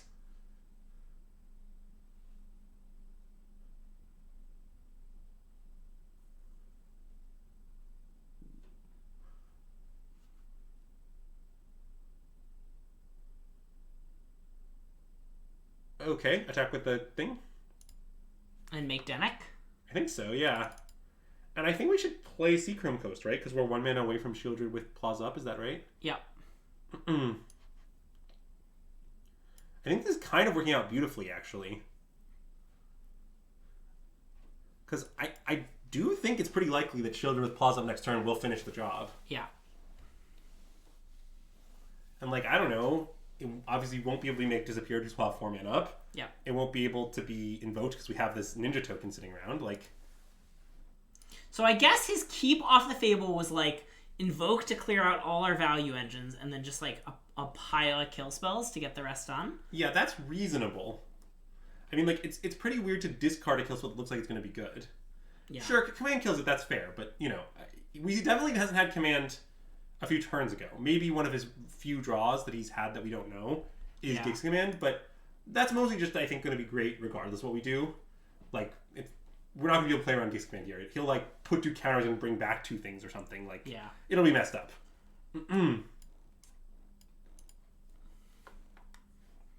The typical Gix list also doesn't have many commands. Like, I think, like, 2 is normal-ish post-board. Yeah. And, like, maybe even less for a Grixis deck as compared to a straight red-black deck. Because, like, Grixis has to fit in, like, counter spells and some stuff like Blade Coil Serpents. There's, like, more things competing for those spots. What I think is most interesting is what is he thinking about? I mean, he might have, like, cut down or something. I don't know, like... And he's deciding... Oh. Okay. I don't know what's coming back.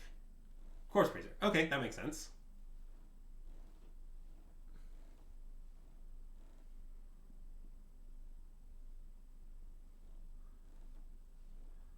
Now we get to play the Corpse Praiser game when we see the cards he bins. Okay, 2 lands. So we don't know anything about his card, really. I want to slam it. You want to slam AO? Yes. Or you want to slam Shieldred with...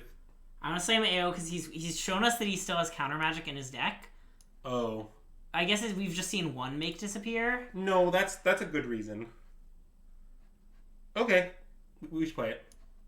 In that case, I don't know if we should play the Plaza then. I think we shouldn't. Yeah, I think so too. Okay. And attack. Yep. Pew pew. Ooh, also, this is the other reason this is good is if he doesn't kill it, this is 6, this is 2. Lethal. Oh. I admit I did not consider that when I made my line, but it is nice. Yeah, I do appreciate the math. No! Yeah, I mean, I was going to say there is a good reason not to do this, but I think it was still the right play. Mostly just because the number of soul transfers the average list plays is pretty small. Nice, thanks. You're welcome. Okay, well, we're going to do the thing. Let's do the thing. We want to attack first? Sure.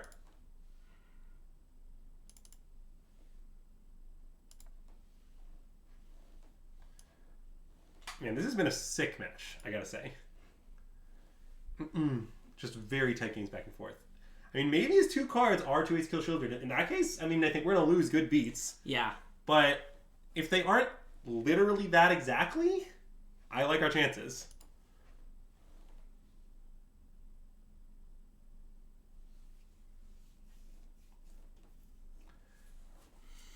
I mean, the only thing you've done differently is not play that AO, which I did think about, but I think it's just too crazy.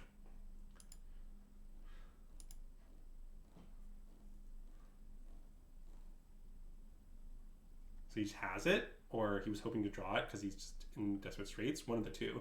Yeah. But he went to his main phase. Has a sword. Has God. Has Another another soul soul transfer? transfer? That would make sense. Yeah, I mean, I guess. I mean, we will lose to that, but... Yeah. Do we block? We have to block to not die to invoke. Well, that's true. He doesn't have Invoke. If he had Invoke, he would have go through the ninja token. Oh, good point. So, like, you're saying if he top-decked Invoke? Yeah. I mean, we could play around Invoke, but it's certainly not self-evident that we should. Yeah, okay, that is awkward. Oh, well, that's insanely bad for us. Yeah. Why did he go for the throw? He top-decked that. It has to be. There's no way he would go for the throw if that's what he had. I guess so, yeah. Yep, he top-decked Gix's command, and now we lose. I mean, that's what happened. I don't know. There's no reason to go for that. Go for the third otherwise. God. I mean, we're dead.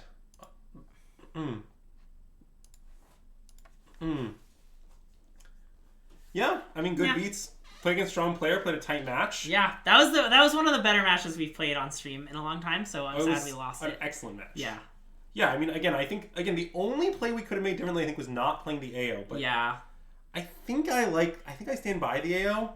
It's a little complicated, but I think I stand by it. Yeah. Because the thing is, playing AO is much better into Invoke, which is another card that exists. Oh, B-Bolter points out maybe he wanted us to tap our mana because of counter spells.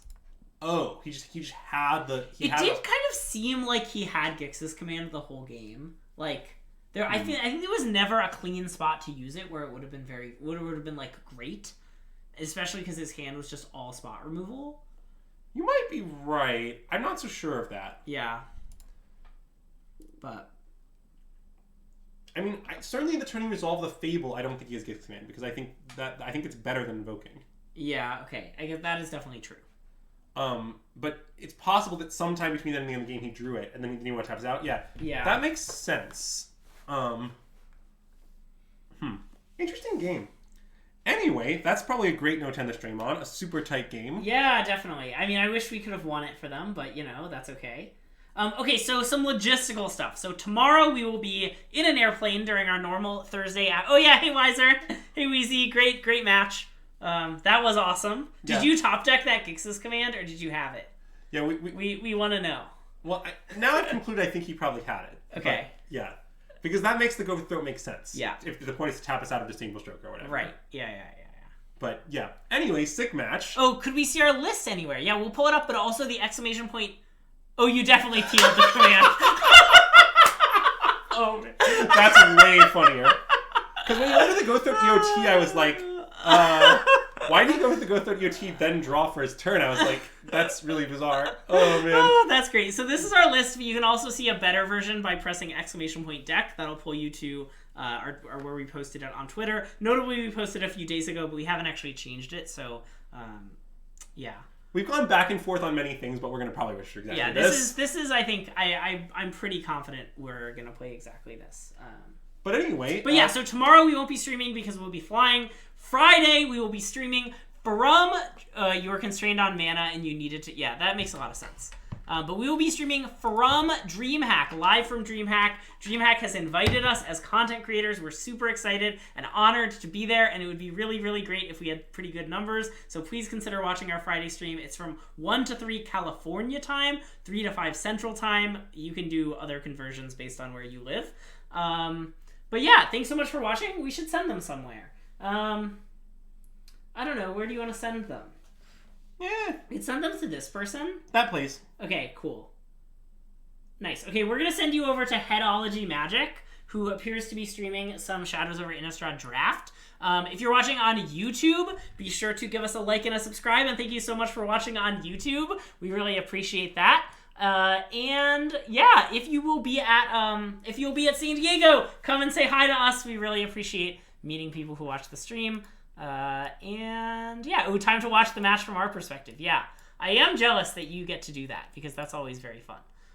Okay, so let me start this raid. There,